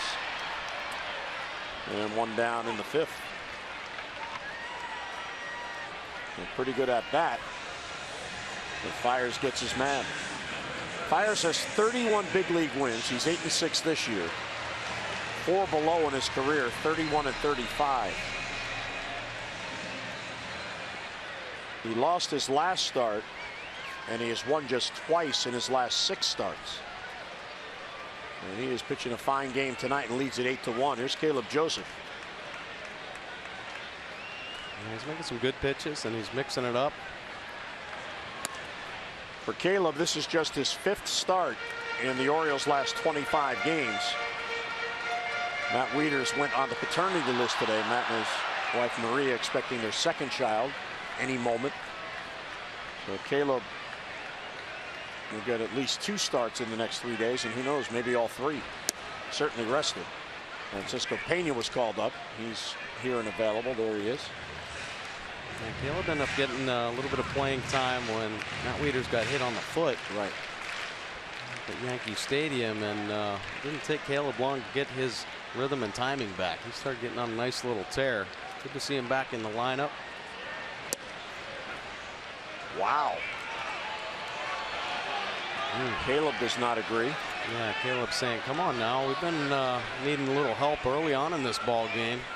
Take a look at the Nissan pitch track. Cutter started away and stayed away well off the outside corner.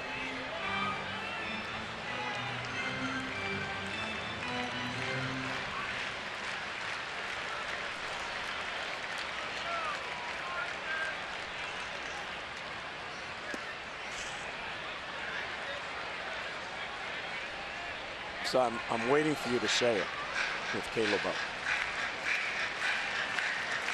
This would be. I'm not going to say it. I'm not going to say it. So this is the reverse lock. If you don't say it, it'll happen? Yeah. Should we inform the audience what we're not talking about? It's all after this swing right here. Okay.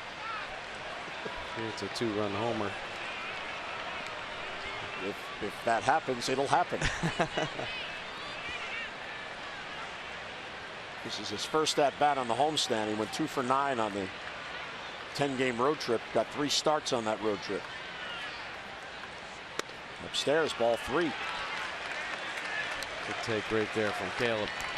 High heater, so tempting. Caleb trying to get on for Adam Jones, who waits on deck.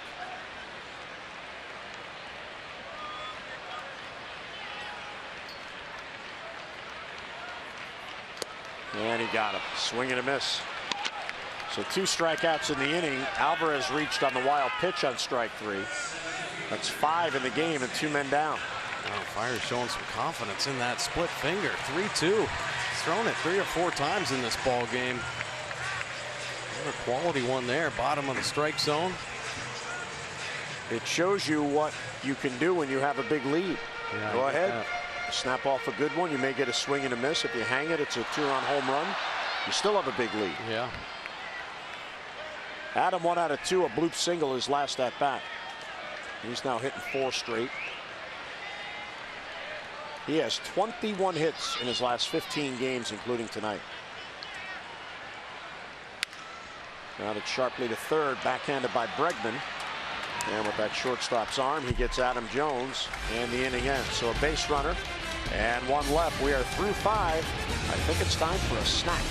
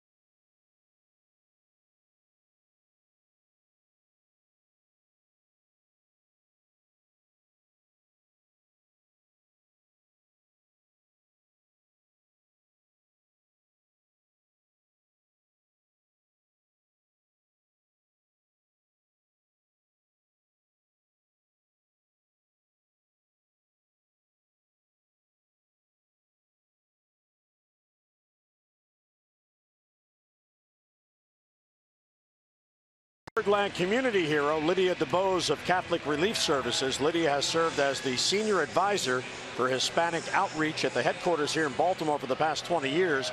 She works to engage U.S. Hispanics with Catholic Relief Services. She has had postings with CRS in Honduras and Guatemala, and she's also had temporary assignments in the Dominican Republic, in Haiti, in Sudan, and Peru. Now, if you'd like to nominate someone for a Birdland Community Hero Award, go to Orioles.com/heroes. Catholic Relief Services, they do wonderful work. There's Espanier, who came on in the 3rd, so this is his 4th full inning. He got 3 outs in the 3rd after replacing Tillman. Came in with the bases loaded. Right center field. This ball has some carry. Trumbo is back, and it is off the wall and in play. And Altuve heads to second with a double.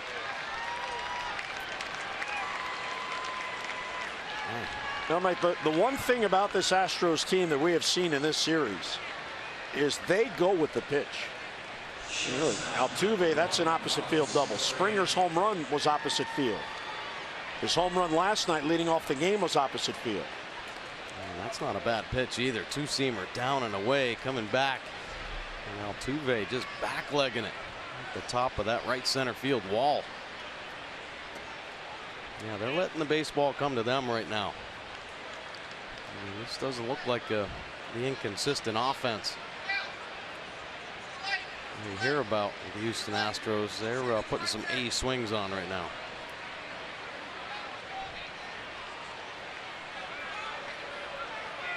They're waiting to see if the Astros want to challenge if it's a home run. But it hit the top of the wall and came back.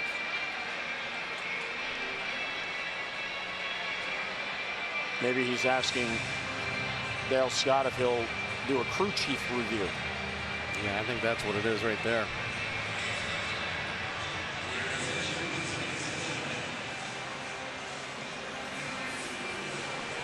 I think what A.J. Hinch is wondering about, it's kind of an illusion out there because there's a separation between the fence and the wall of the bleachers, the green wall behind the fence. And Hinch may have felt from his vantage point that it went off the top of the fence, hit that wall and came back. But from our view, it did not do that. So all four umpires are huddling. Bob Davidson is the second base umpire who made the call. See, if it hits off that back wall, which is the facade of the bleachers, then it's a home run, but it didn't appear to do that. It appeared to hit off the top of the wall and come right back to Trumbo.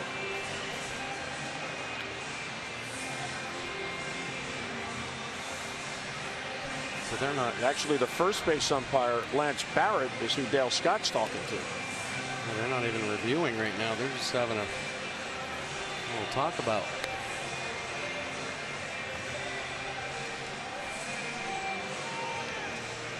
So they've talked it over and they'll relay what they've decided to A.J. Hinch.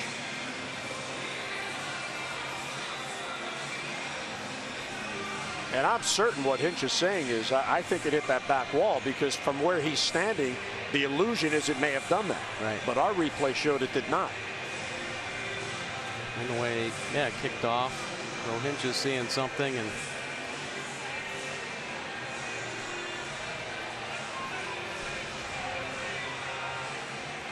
Buck Showalter, you can see the steam just coming out of the ears right now. You got to get it done. You got to make a decision one way or another. And Dale Scott's got to make a call here. Too much time.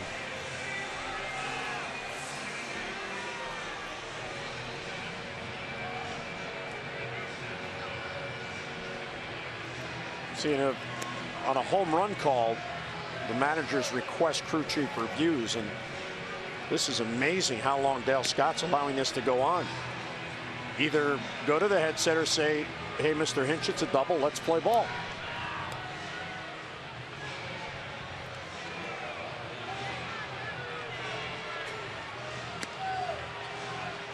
Fans are getting restless.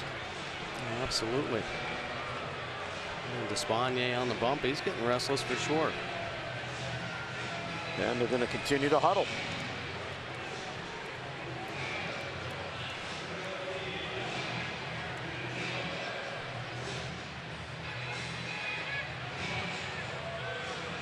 What was that the commissioner said the other day about pace of play?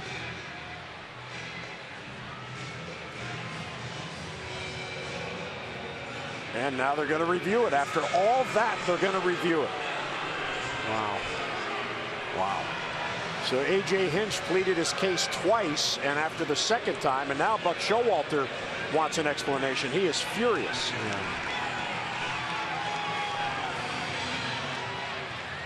He's talking to Dan Iasonia, the third base umpire.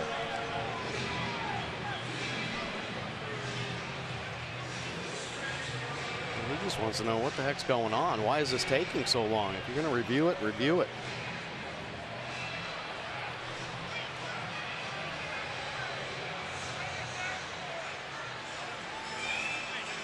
So Dan Iasonia is explaining to Buck what went on in the discussion, and A.J. Hinch is still pleading his case with Dale Scott, even after the headsets came off.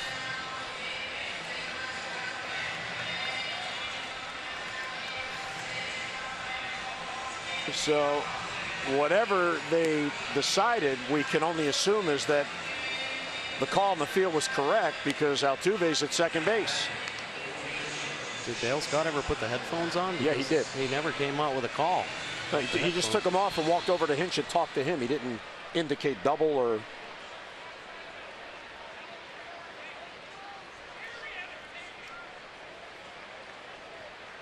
Well, it was a rules check, which means that A.J. Hinch was questioning the ground rule of where that hit the fence.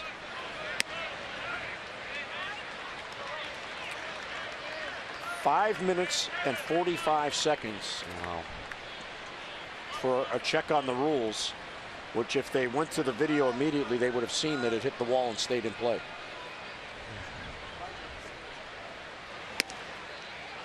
1-1 on Correa with Altuve at second. Big run out there. The Orioles already trail by 7 in this game.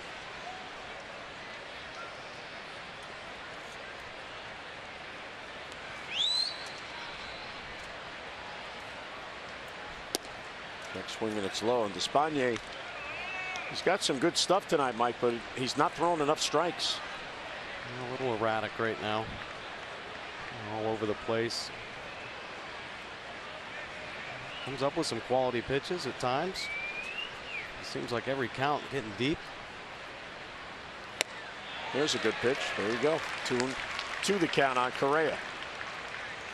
Good breaking ball there. Boy, that you just don't know what you're getting every pitch with Despaigne. I mean, changing his delivery. Sometimes he'll have a pause at the top, change his arm angles as well.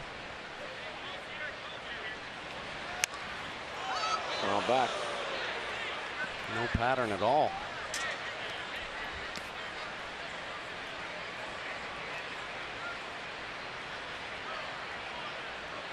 Astros have had base runners in every inning in this game, and they scored 2 runs in the 3rd inning without a base hit. A hit batter, 3 straight walks, and a double play ball. Foul off the mask of Caleb. Good heater, trying to slow Correa down with a couple breaking balls on the outside corner. This 2-seamer is taking off with some extra life, but Correa getting a piece. On the way back, catches Caleb on the side of the helmet.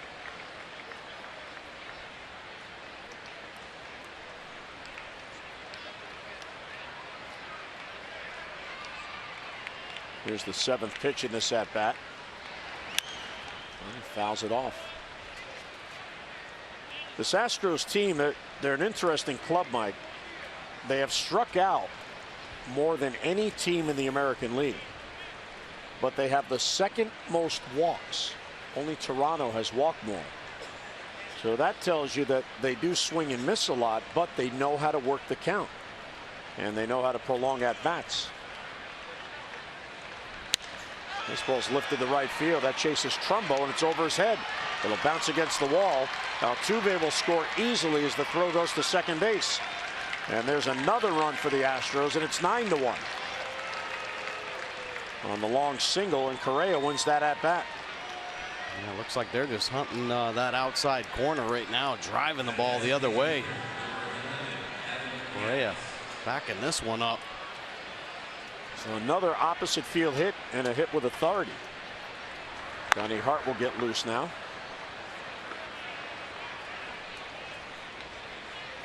So Despaign's allowed 3 runs plus an inherited runner to score since he came on in the 3rd inning. Still nobody out here in the 6th. Another base hit. Another opposite field base hit. Correa heading to 3rd. The throw on through. He is safe.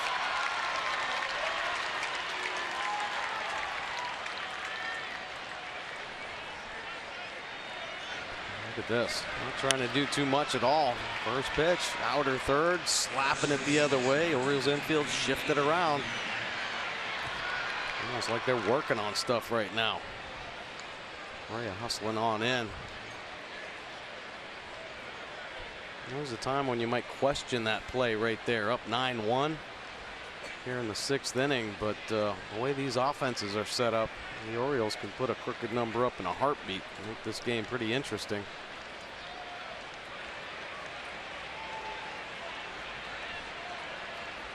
Now Buck is waiting for word from his video room if the foot came off the base. And here comes Buck to talk to Dale Scott.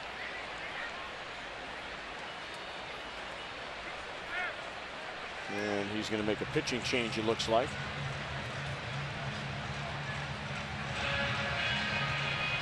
Still have not seen the signal. Of course, this is only the first visit. He does not have to make a pitching change. Well, he's got to give him a little bit of time, probably. And there goes the signal. So Despaigne is going to leave. So Despaigne at least ate up some innings. Donnie Hart's going to come on. Astros have a run in, 2 on, none down, and a 9-1 lead. Summer night in downtown Baltimore. And here's Donnie Hart to try to restore some order to this game.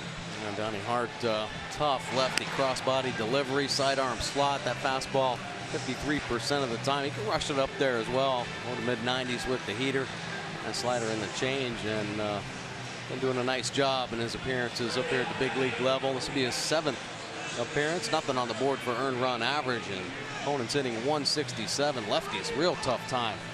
That sidearm delivery. Righties a little bit better at 333.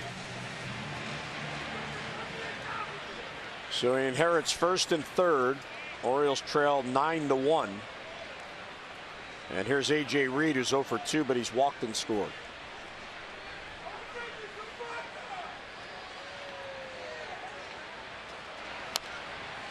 And another foul, 0-1. Well, the Astros not only have 11 base hits in this game, they've drawn 7 walks, and there's been 1 hit batter.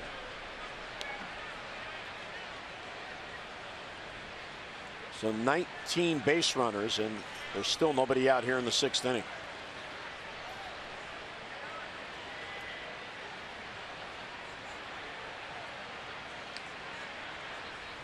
Check swing. Caleb asked for an appeal. Dale Scott did not. Asked Dan Iasanya if he swung.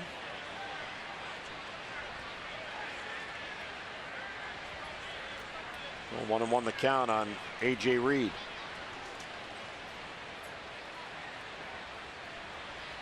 Breaking ball for a strike. Good pitch. So tough. I mean, Hart, he's stepping right towards Buck Showalter in the Orioles dugout. He releases that slider, so it's starting off behind Reed. Tough to keep the front side in there.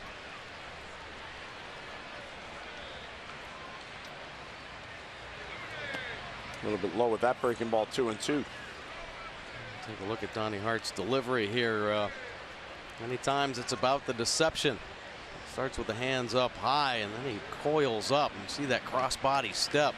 Tough to pick it up, and that 3/4 delivery. Where's it coming from? Right out of Jonathan Scope's chest.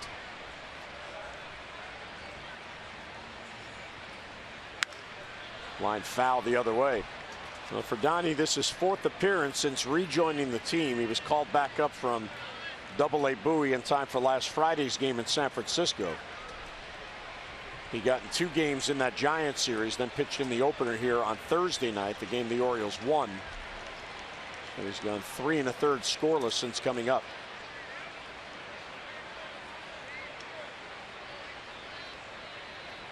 Got him. So he stayed with the breaking ball, and that time Reed couldn't reach it. 1 down. Nice pitch. Great location. Caleb Joseph setting up down and away. Reed knows he's got to keep the front side in, so he fights as long as possible. But the location perfect from Hart. Well executed for the first out. So lefties are now 1 for 13 against Donnie Hart. Here's Hernandez, 1st and 3rd, with 1 down now with a run in. And a strike. Donnie hasn't been given the chance to see very many righties, only 6 at-bats. The righties are 2 for 6 against him. But he is showing that he could do what he needs to do, and that is get out lefties. Yeah, but this is a great opportunity, though, for himself. To get a chance to get some righties out. Climb that truss ladder with Buck Showalter. Buck's got a lot of good arms down there that can handle both lefties and righties. He'd love it if he had a left-handed pitcher that had some success against righties.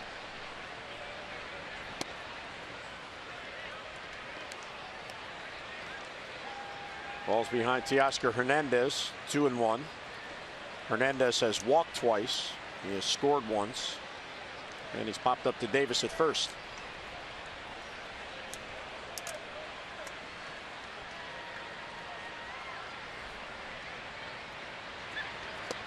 These are the games with these big crowds that you really want to play well. And unfortunately, with the Orioles falling behind so quickly and by so much, the crowd has been really not a factor in this game. And it's a big crowd tonight. Yeah, you're kind of hoping in the middle innings that the Orioles offense might get something going, bring them back in. But it hasn't been. It's been the Astros offense that just keeps coming. Check swing, and it's a foul ball. Caleb hoped that was going to roll fair, and it did not.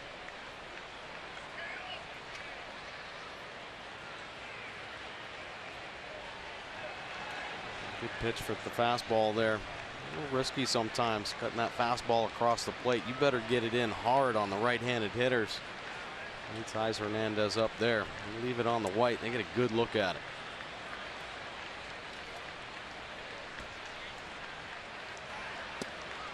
Inside, so another 3-ball count.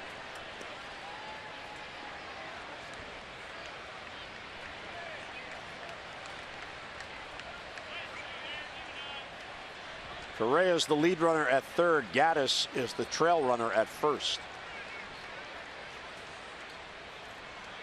Teoscar Hernandez really battling here.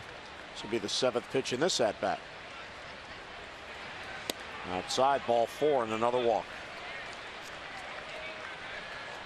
That's 8 walks issued by Oriole pitching.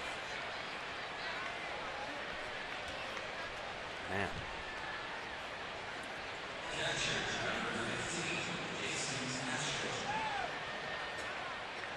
The Astros have struck out only 3 times in this game. Espana had 2 and Donnie Hart has 1. Chris Tillman back out on the bench. Here's Jason Castro, and Donnie Hart for the first time in the big leagues will pitch with the bases loaded.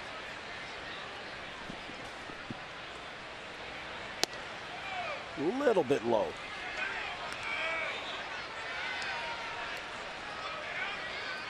Castro's got a 2 RBI game going. He has Correa, Gaddis, and Hernandez third to first.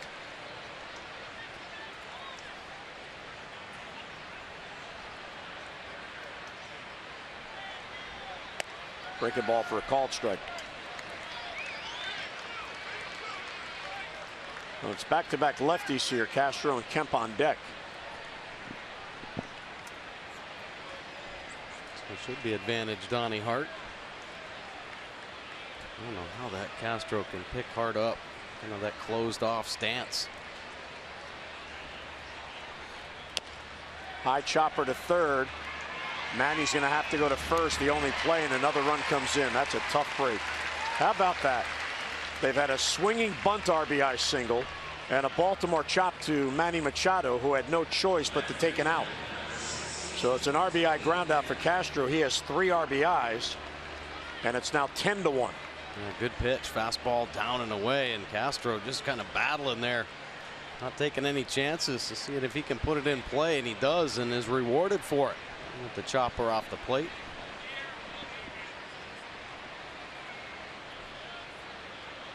And Correa comes in 2 down. Here's Kemp.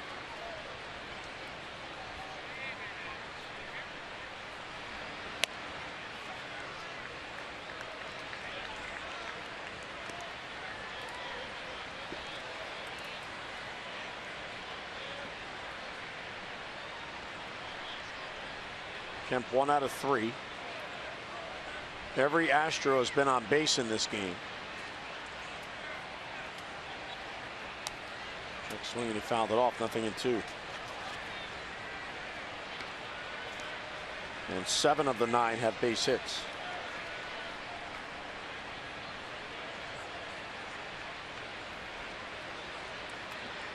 Gaddis at third and Hernandez at second.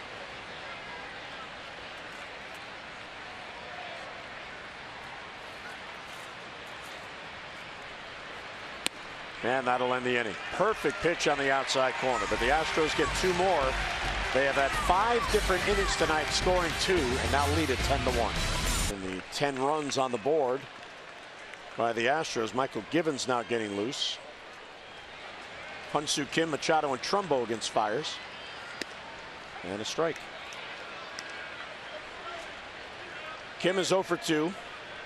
He was called out on strikes in the first, grounded out sharply in the third.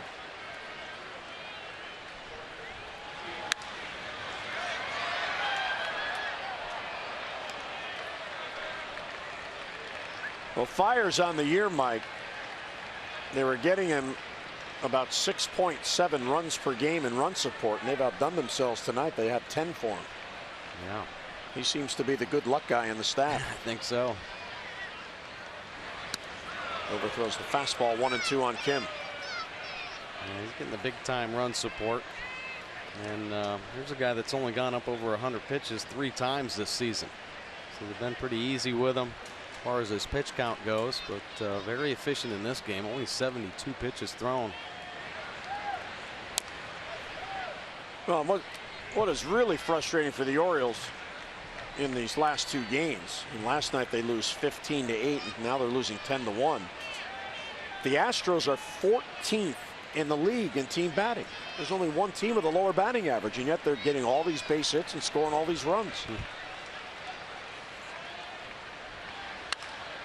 Kim to the gap in right center field. A long run for Springer. He reaches up and makes the catch.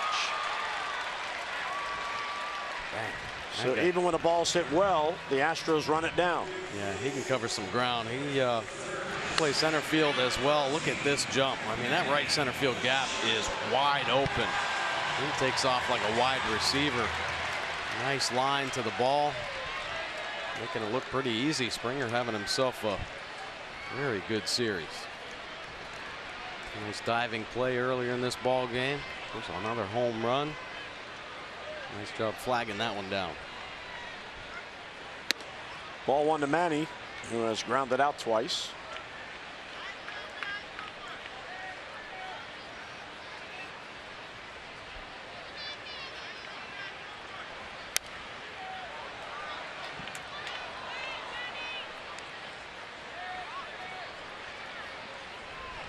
So it looks like 10's the magic number here. 10-1. He's finally starting to pump some heaters in there. Back-to-back fastballs. Threw a few to Kim as well.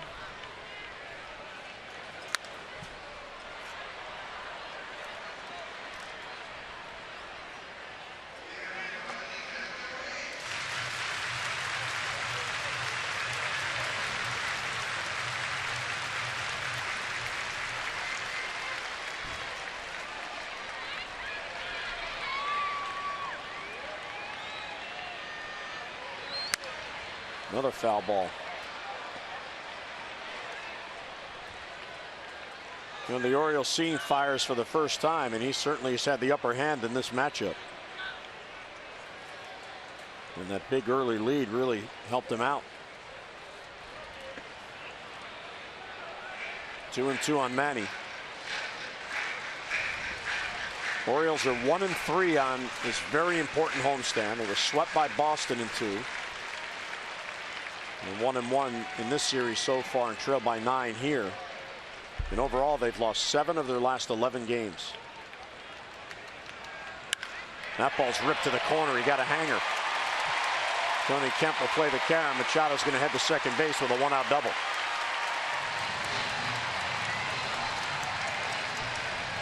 Fiers pretty fortunate that that's only a double. Mistake with the breaking ball, hovering in the middle of the plate. Machado hammering out his 36th double of the season. Look at this spinner. Staying middle, and Manny getting behind it. It came off hot. That ball is scorched down the left field line. Nice swing from Machado with 2 strikes.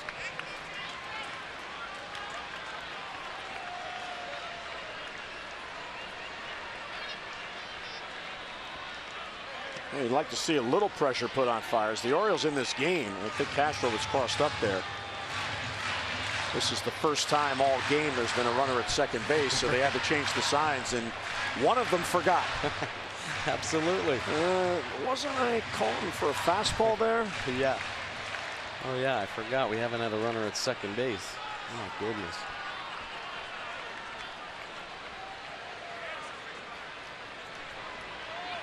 And the Orioles have yet to have 2 runners on in 1 inning.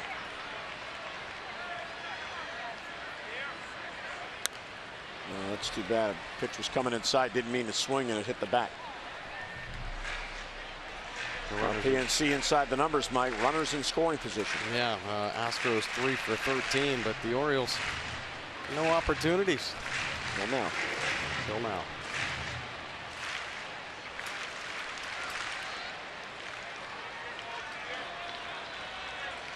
Well, 1-1 on Trumbo, who's 0 for 2. Real good looking fastball at the knees on the outside corner. The perfect pitch. I gotta believe there's a little bit more deception than we're seeing in his delivery. Kind of a unique delivery right there, but you know, he's not rushing it up there 96, 97. And this is stuff that the Orioles have seen before, but they're a little in between right now, not getting a good look. Maybe that ball getting on him. And a swing and a miss strikes him out. So a big out for Fiers, 2 men down. That is strikeout number 6. A big breaking ball here. It's got a tight finish. Good location down and away.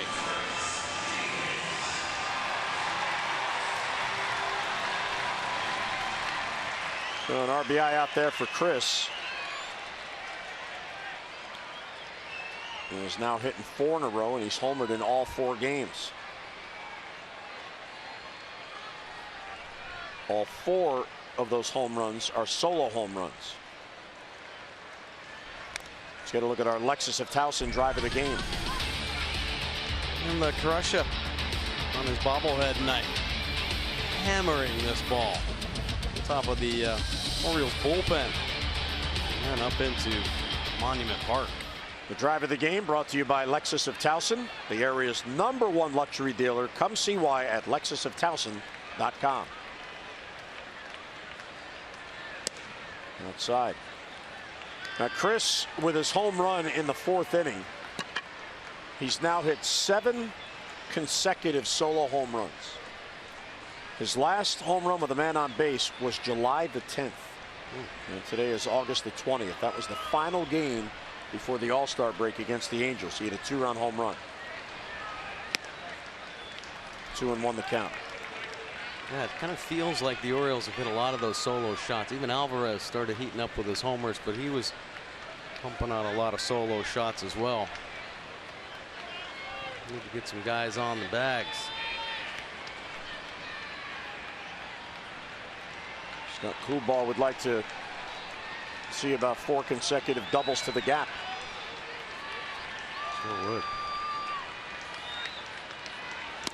Coolball is an interesting hitting coach in the sense that he's the hitting coach for a team that lives by the home run, but he doesn't believe you can live by the home run, because if you don't get it, then you don't score.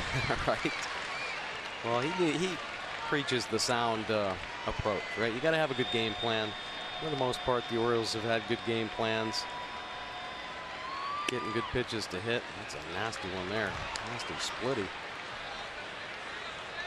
That's a good take, though. Still is another swing. Oh, sure. You don't want to waste a hack on that nasty pitch.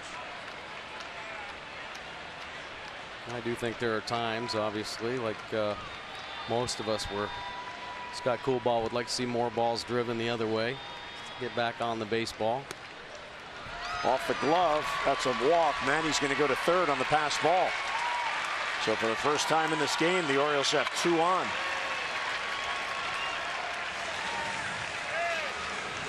There was another little cross up here. Castro flanking that one. Gets away. Machado walking into third base on ball 4.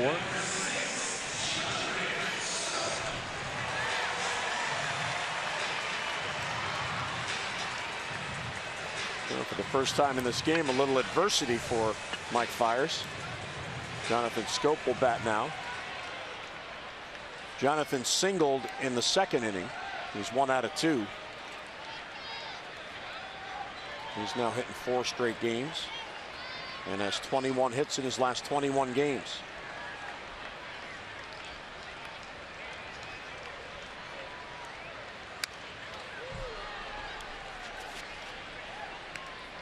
Pretty good cut, fouled it straight back. Yeah, I think Jonathan's swing right now looks as good as we've seen all year. It's been consistent. He's short to the baseball. He hasn't swung in a lot of bad pitches. And the ability to handle the inside pitch very well.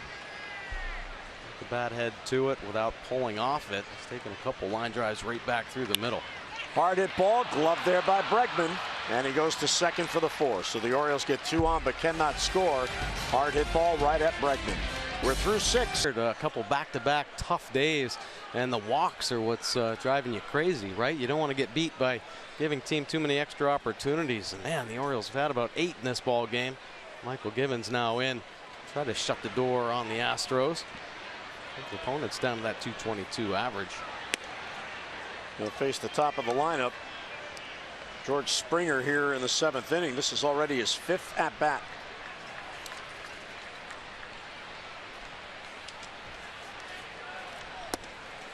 Outside.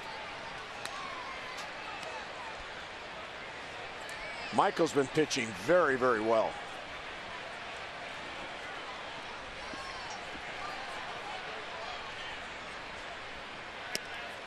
That one off the glove, 3-0.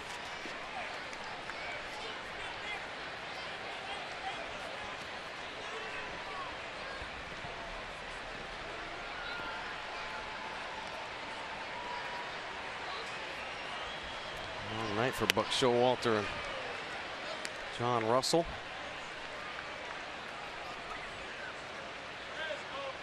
Some interesting games here in this series. In this game, not a lot of tempo to it. But the walks, there was a long replay or discussion about a replay that went up over 5 minutes. And it seems like the Orioles kind of sitting on their heels in this ball game.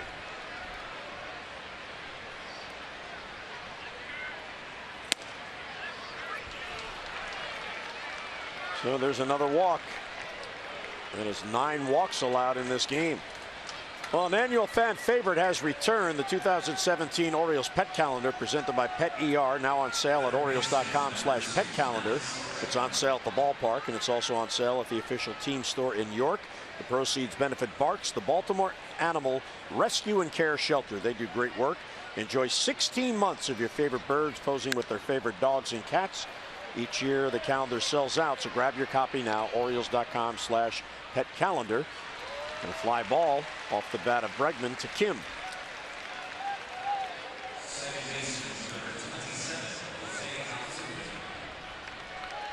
Mike, you mentioned that long discussion, and it was all about a rules check. But apparently why the discussion was so long with A.J. Hinch and Dale Scott is that Dale Scott felt that A.J. Hinch waited too long to request looking at that ball that was hit by Altuve, as he very likely thought that it was a home run, that it may have deflected off of the facade of the bleachers instead of the fence. And so the long dissertation was back and forth about, well, what was the rule? So they went to New York to find out about the rule, and that's what it was. They wanted a check to make sure that Dale Scott was correct and that the manager waited too long, and that's ultimately what they said. Oh my gosh. It would have been probably 37 seconds instead of 5+ minutes if they just looked at the replay to see if the ball went out or not, because it clearly did not. And that's initially, you could actually hear Buck's voice, you know, saying, let's go, too much time. And ended up taking about 4 extra minutes on that play. 1-2 on Altuve.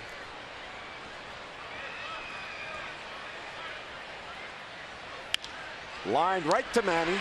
No other play, 2 men down. So for the Astros, finally a hard hit ball hit at somebody. Right. Altuve, anything he hits is hard. Well, Gibbons has put together 7 consecutive scoreless appearances, total of 9 in the 3rd innings. He has not allowed a run since July the 30th. Well, here is Correa. Astros have scored in 5 of their first 6 at-bats. That one got a piece of Caleb. He'll go pick up the foul ball to jog it off.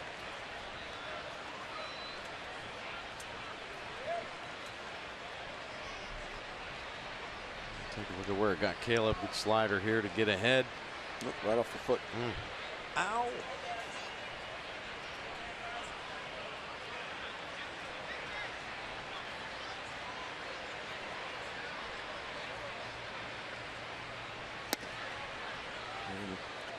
Breaking ball is low.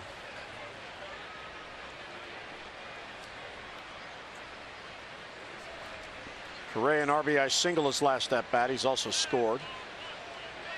So he has 51 RBIs in his last 53 games.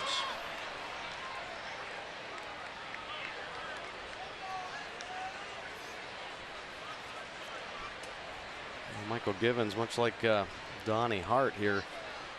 Cross body, sidearm delivery, very tough on the right-handed hitters. Sets up over on that third base side of the pitching rubber.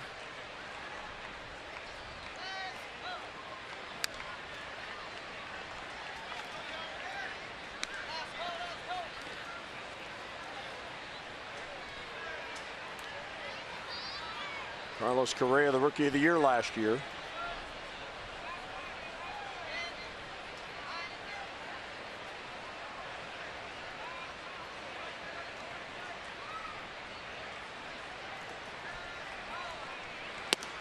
Well off the plate, 2-2.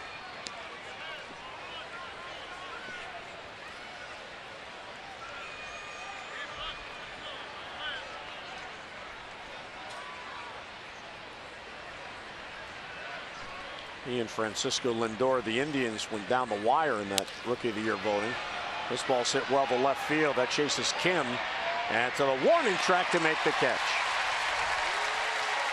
So a leadoff walk, and left on first. On to do-ups, Alvarez. Well, it's really just another example of the Orioles in the community. You know, they get behind causes to help people, and they do it very quietly, very subtly, but they get it done. The Pedro lead off. The Orioles looking for a crooked number inning to make it difficult on Mike Fiers. They finally got 2 men on base in the same inning in the 6th, and scoping a hard hit ball right at Bregman, who got to force it second to end the inning. Alvarez is 0 for 2. He did reach on a swinging strike 3 in the 5th on a wild pitch.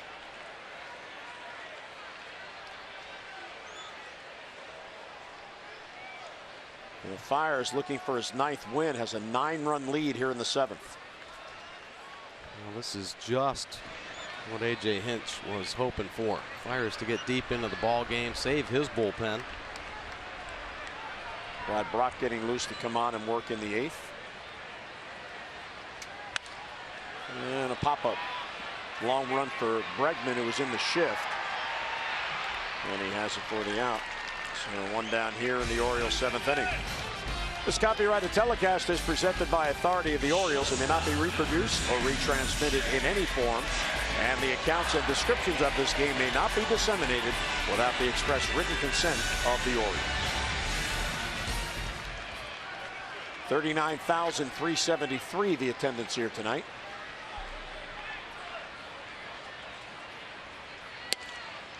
Right there for a strike, 0-1.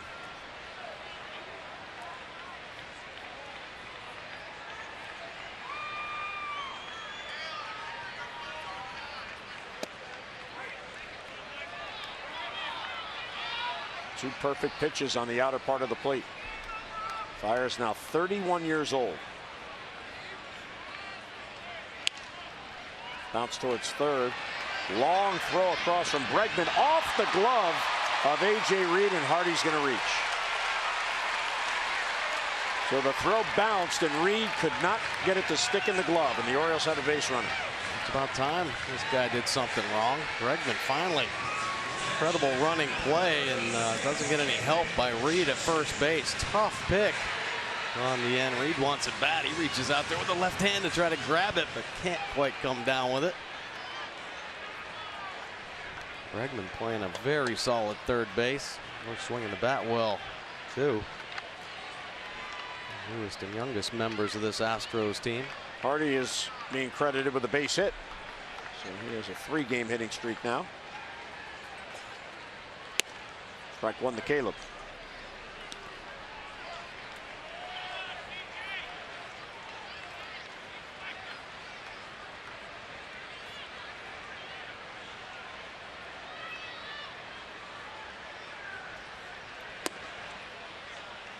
Good eye there. That was a real good pitch. 1-1.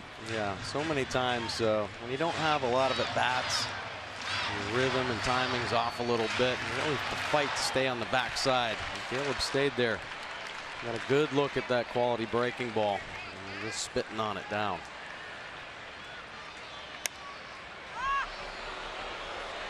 Weak foul ball. There's Brad Peacock getting loose. He just rejoined the team yesterday.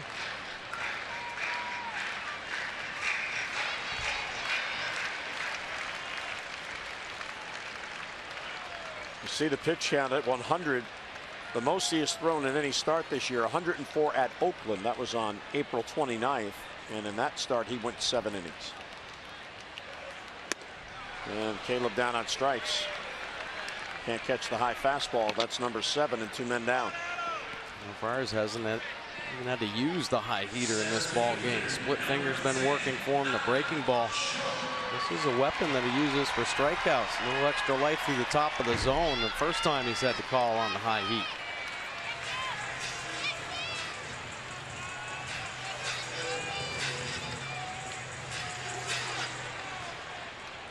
Now Adam Jones, another at bat. He's 1 out of 3, singled off the end of the bat in the 3rd inning. Orioles have only 5 base hits in this game.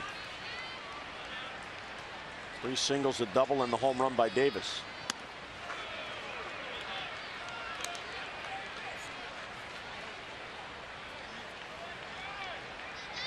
Toronto leads in Cleveland 6-5. That game is in the bottom of the 8th. Red Sox have a 3-1 lead in Detroit, but they're in a rain delay.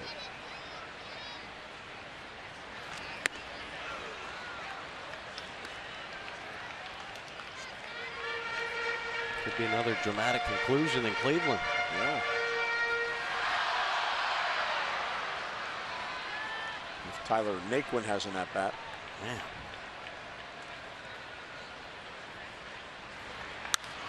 Pops up the breaking ball. That's playable in foul ground. Reed in the coach's box puts away Jones. And another fine inning for my Fires. Infield hit, a man left. Good to see. And Brad Brock now into the ball game. Take a look at his pitch arsenal. Fastball 60% of the time. Mid-90s with the heater. Slider for the breaking ball. Turbo changeup. He'll use 23% of the time. 7 wins on the year for Brad Brock. The earned run average has kicked up a little bit. Had some troubles here recently. Let's get back on track. Still just a 1.67. How about that? An overall average at 181. And we have a few defensive changes we'll pass along after this pitch. Outside 1-0. Ryan Flaherty is now at 3rd for Manny Machado. Steve Pearce is now at 2nd for Jonathan Scope. And there's Nolan Reimold now in center field for Adam Jones. Jonathan Scope taking a break. This is the first time he has not been on the field defensively for the Orioles all year. Wow. He played every inning of every game up until now. So his game streak is intact. Diving stop by Flaherty. And he'll get Gaddis. Welcome to the game, Ryan Flaherty. Come on. How do you do that? Sitting on the bench. Not just today. He's been on the bench for a little while. Hard time breaking back into this lineup. And this is a bullet. Look at the feet getting active. He does not make that play if he doesn't get his feet off the ground. Get him going. Beautiful play. Gold Glover Manny Machado approving the diving stop. It's nice ready when a platinum gold glove winner salutes you. Yes, sure is. Reed a swing and a miss. I mean, that kind of stuff is so important. It's important for the whole team. The Ryan Flaherty comes in and makes that play. This is a blowout ball game. 10-1. I mean, he could have easily let that ball go down. I'm not saying let the ball go down the line, but not be prepared to make that type of a play. Buck Showalter alluded to it in last night's ball game when J.J. Hardy was making highlight film plays at the end of the ball game in a blowout game. Bobby Dickerson keeping his infielders sharp and ready.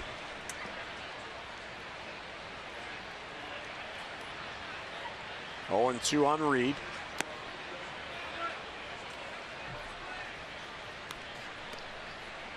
Brad Brock last worked on Tuesday, and he took the loss against the Red Sox. He allowed 2 runs in just an inning. Mookie Betts, a 2-run home run, broke the 3-all tie. That was the Betts 2-home run game. He drove in all 5 runs.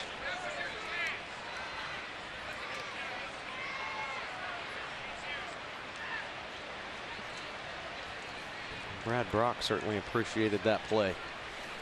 And it could have been another here we go again, and maybe the confidence kind of wane a little bit. The defense helping him out. Peacock still up in the Astros bullpen. For Brad, this is his 54th appearance, so he now leads the relievers in appearances. And there's a pitch outside. He loses A.J. Reed, another walk. A 1-out base runner for the Astros. You can follow Orioles baseball live with the MLB.com at-bat app. Stay up to the moment at any moment with Game Day. Live game video highlights, StatCast, news, and more. Download MLB.com at-bat, the #1 app for live baseball on your phone or tablet. That is 10 walks allowed by Oriole pitching in this game.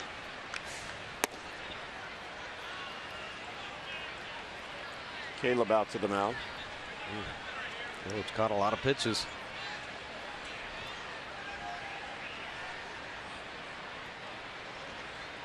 Well, 9 was the prior high in San Francisco last Saturday, so a new season high with 10.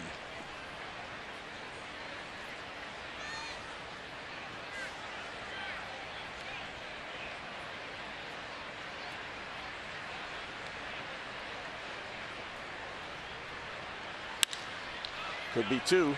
Hardy to Pierce and back to first. Double play, and that'll end the inning. And look at that pivot at Steve Pierce out there at second base. Track. Final game for the 4-game set tomorrow afternoon. Brad Peacock now coming in out of the Astros bullpen. And the other day got roughed up a little bit. Fastball 56% of the time. That slider 44% of the time. 1 game. Nothing on the board for an earned run average. Just 1 punch out. Bregman moves to second base from third. And there is Tyler White now in the game at third base. So Altuve is out of the game. And Kim swings through it 0-1.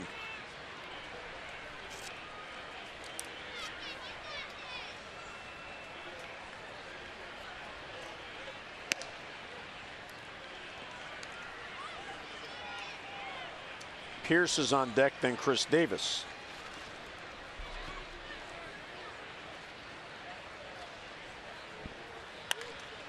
Right to Bregman. Soft line drive, 1 down. Tough luck for Kim. He's hit the ball hard tonight.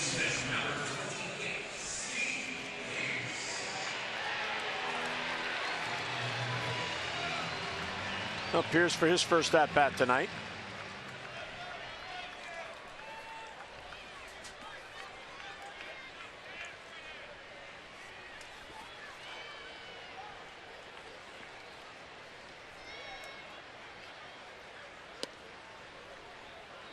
Steve is hitting 2 in a row, 2 for 5 in those games.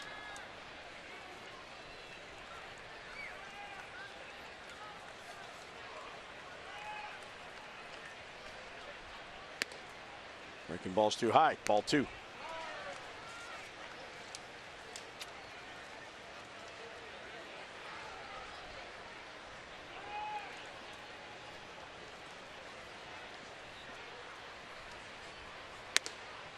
Ball 3.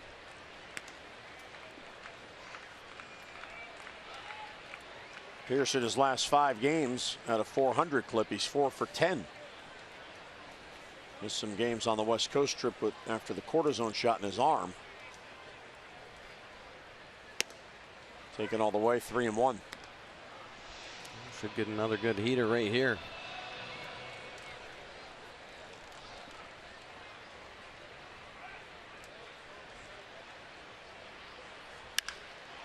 Left field, got a lot of it. Back on it is Kemp, and that ball is gone.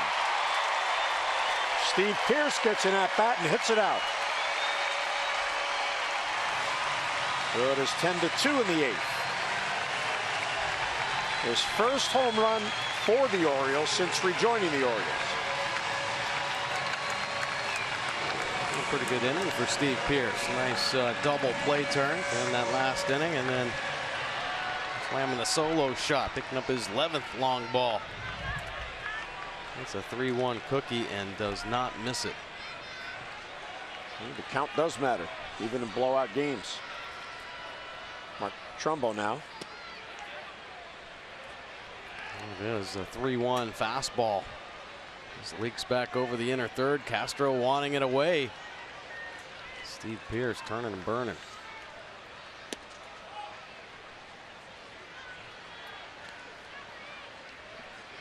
And another $500 for our Maryland Lottery contestant of the game, Michael Taylor of Baltimore.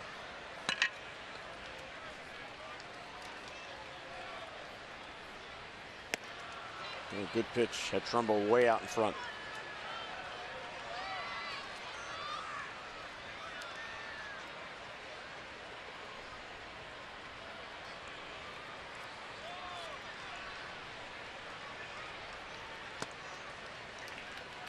Trumbo is 0 for 3 on the night. He is 2 for 10 in the series with a couple of home runs. Francisco Pena to rejoin the team today. He's on deck to bat for Chris Davis. And Trumbo down on strikes for a 3rd time tonight. Man, a couple nasty sliders right there. Mark Trumbo.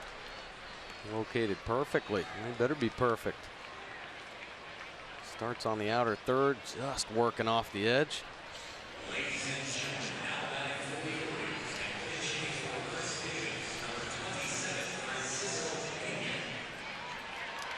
So Pena will bat for Davis.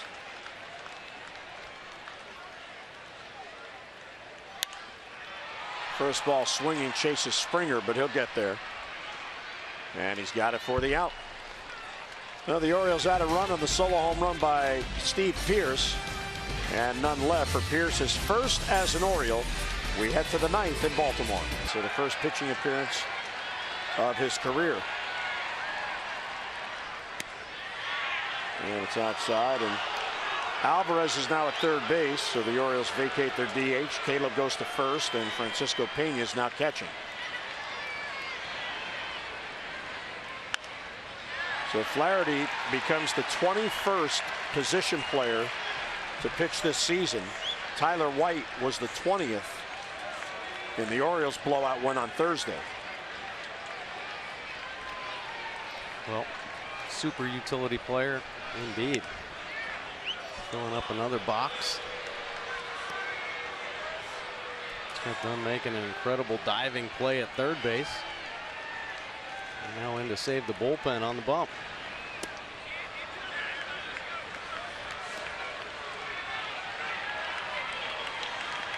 And Ryan just trying to throw strikes. That ball's hit to right field and deep, and back it goes, and that ball is out of here. Castro hits it out, making it 11-2.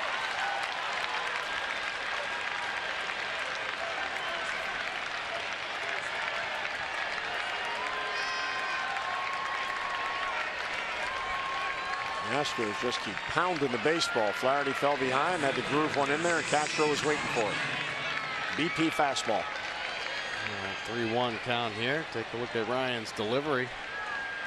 Not too bad. It's a cookie.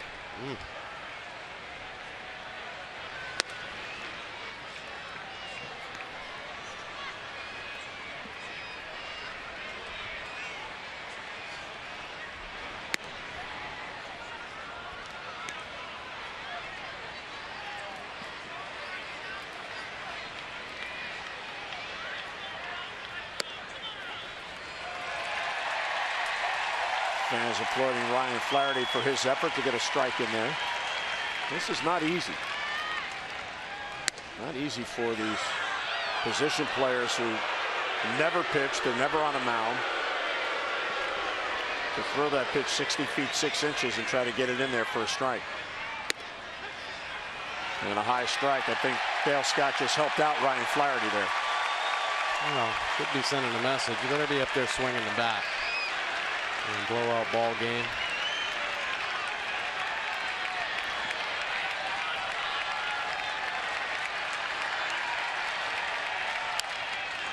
Now back to prolong the at-bat. And this will be the 7th pitch in this at-bat to Tony Kemp, who's 1 out of 4. Dylan Bundy looking on. Off the glove of Flaherty to Pierce, and he'll get it to first for the out. Well, here's our American League leaders, brought to you by Coons.com. Over 2 million vehicles sold and counting. Here are the updated standings. The Blue Jays have 1. So the Orioles at the moment 2. And if they don't win in the bottom of the ninth, they'll be 2.5 back by the end of play tonight. And the Red Sox are still in a rain delay in Detroit. Boston is leading 3-1. This ball's hit towards the gap by George Springer. And that goes all the way to the wall. So Springer just keeps hitting and hitting and hitting.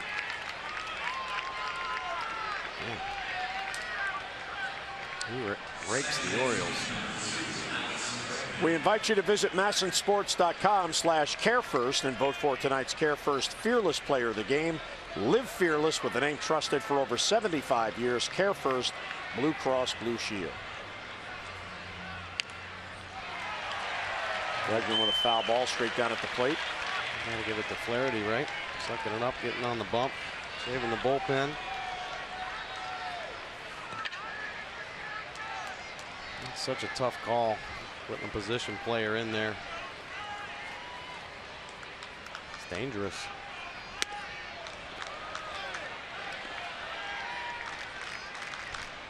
Only Sip getting loose.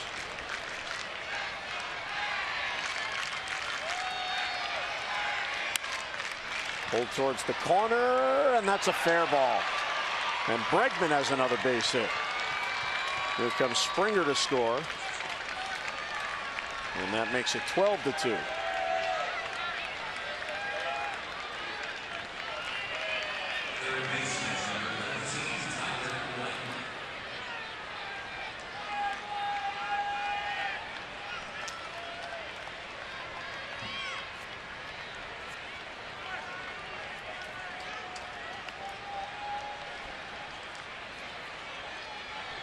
A couple tough losses this season, but I don't know if I can think of back-to-back losses as disheartening as the last 2. I'm not saying the Orioles have lost this one yet, but it has the feeling that it's over. This team's got to pick itself back up. Take it personally. Get that chip on the shoulder and start fighting. And tomorrow's game is big, big, big.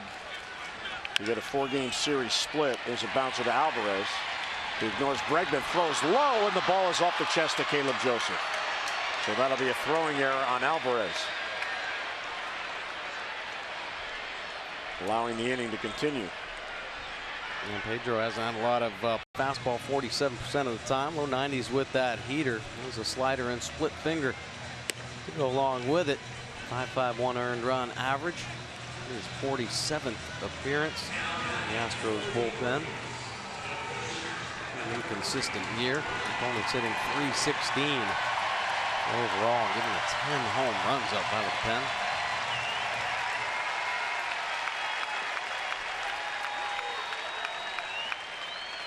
So the Orioles pitcher will lead off, Ryan Flaherty.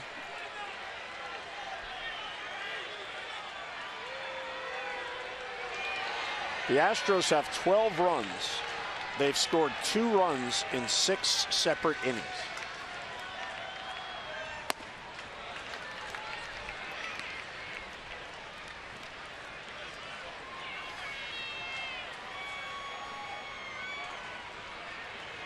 Darren O'Day on the disabled list, hanging out with Brad Brock at the far end of the Orioles dugout.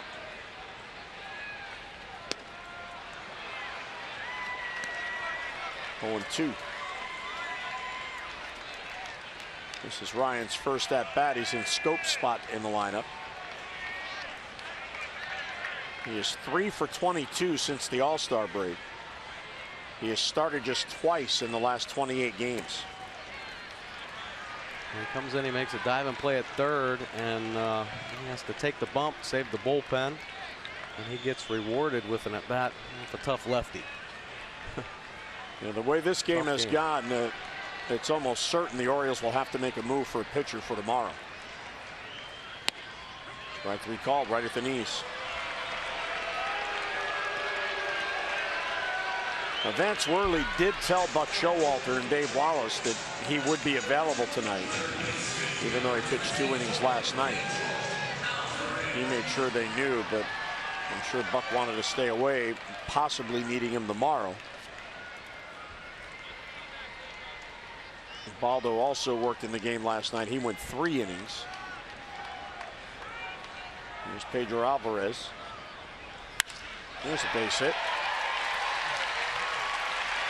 So after bouncing into the shift his first at bat, he goes against the shift and picks up a single. Good swing. Count on Alvarez to have some good swings in the ball game now. Locking in. Lashed that one through the middle. Here's J.J. Hardy. Infield hit his last at bat. Better throw by Bregman might have gotten Hardy at first.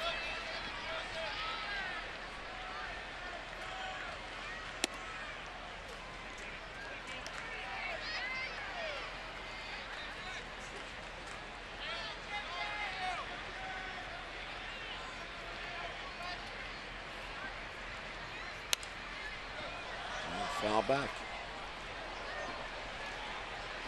I think that went into the press box.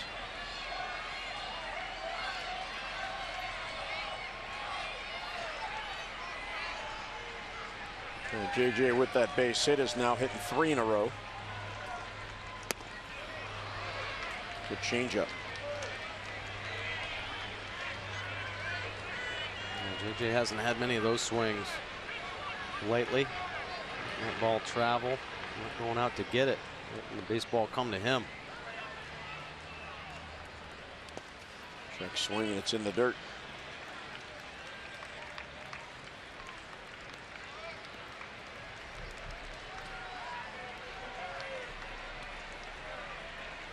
Well, when you go through stretches like this, you're certainly not as bad as what it appears, and the last 2 days have been bad. The Orioles are still a very good team, but they have to somehow figure out, Mike, how to get on the same page where the pitchers and the hitters are performing at the same time. I mean, last night was a winnable game. They had a 5-1 lead in the first. They scored 8 runs overall, and they ended up losing 15-8. And tonight, Chris Tillman, you hope he isn't hurt more than we were told. Yeah, absolutely. I think that's probably the biggest concern right now. Sure, Tillman's okay. Because you said it, pitching's been a problem, and Tillman's been the ace. He goes on the shelf. Then what?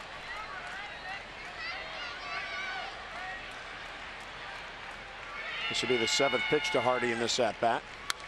And he fouls it off to stay alive. Ryan Flaherty helping out tonight. Comparing pitching notes with Tillman. What'd you think of my slider?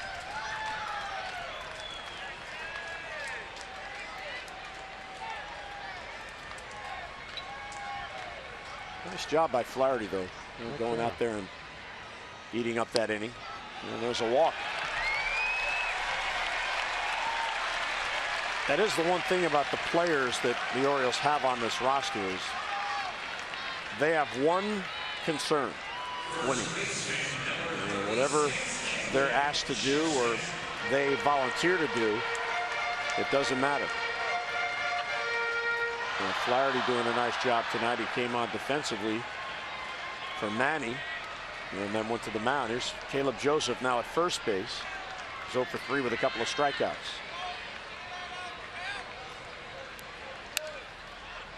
Good cut, fouls it back 0-1. Caleb has never faced Tony Sipp. Caleb's faced a lot of lefties. And one of the big reasons he got the call to the major leagues a couple years ago, his success against lefties in the minor leagues. Outside.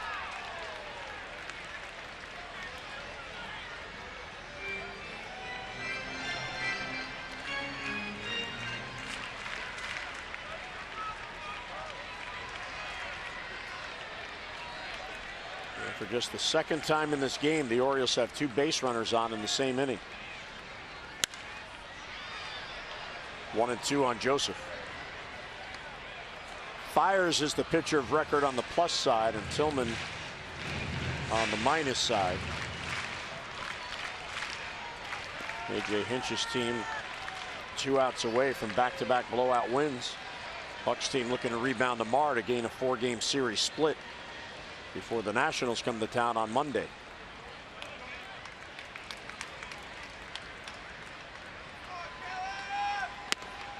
Two and two. Of course, you have to pitch to your repertoire, but with this big lead, Tony Sipp with all these changeups that he's missing badly with, you'd think his catcher would say, come on, let's just go to the fastball and try to get Joseph to hit the ball and play. These could be opportunities to work on something. And he's had some problems commanding that changeup, and see why.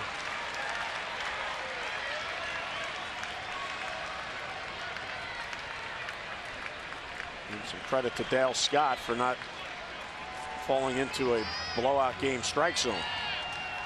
It has to be a strike for him to call it a strike. Caleb fights it off.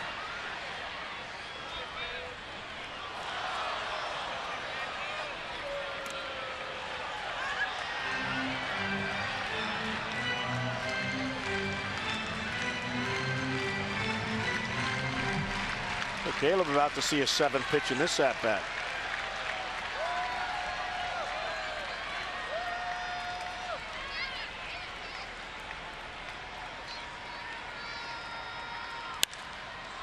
Fly ball slicing down the right field line. There's Springer, and he has it in foul ground for the out. Oh, and Caleb just broke his bat over his knee. He is very upset at that fly ball out. Yeah, it's not easy to do. Caleb, you know there's some frustration going on. Slams it on the ground, and then it's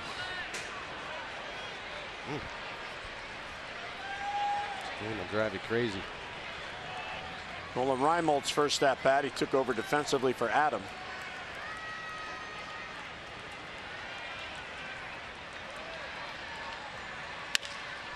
And a bouncer swept to short. There's Correa, and the Astros have won back-to-back games running away. Orioles get a hit and a walk in the 9th, but they strand both. Bregman with another big game, Springer with another big game, and the Astros win it 12-2. We hope you can join us tomorrow. The Orioles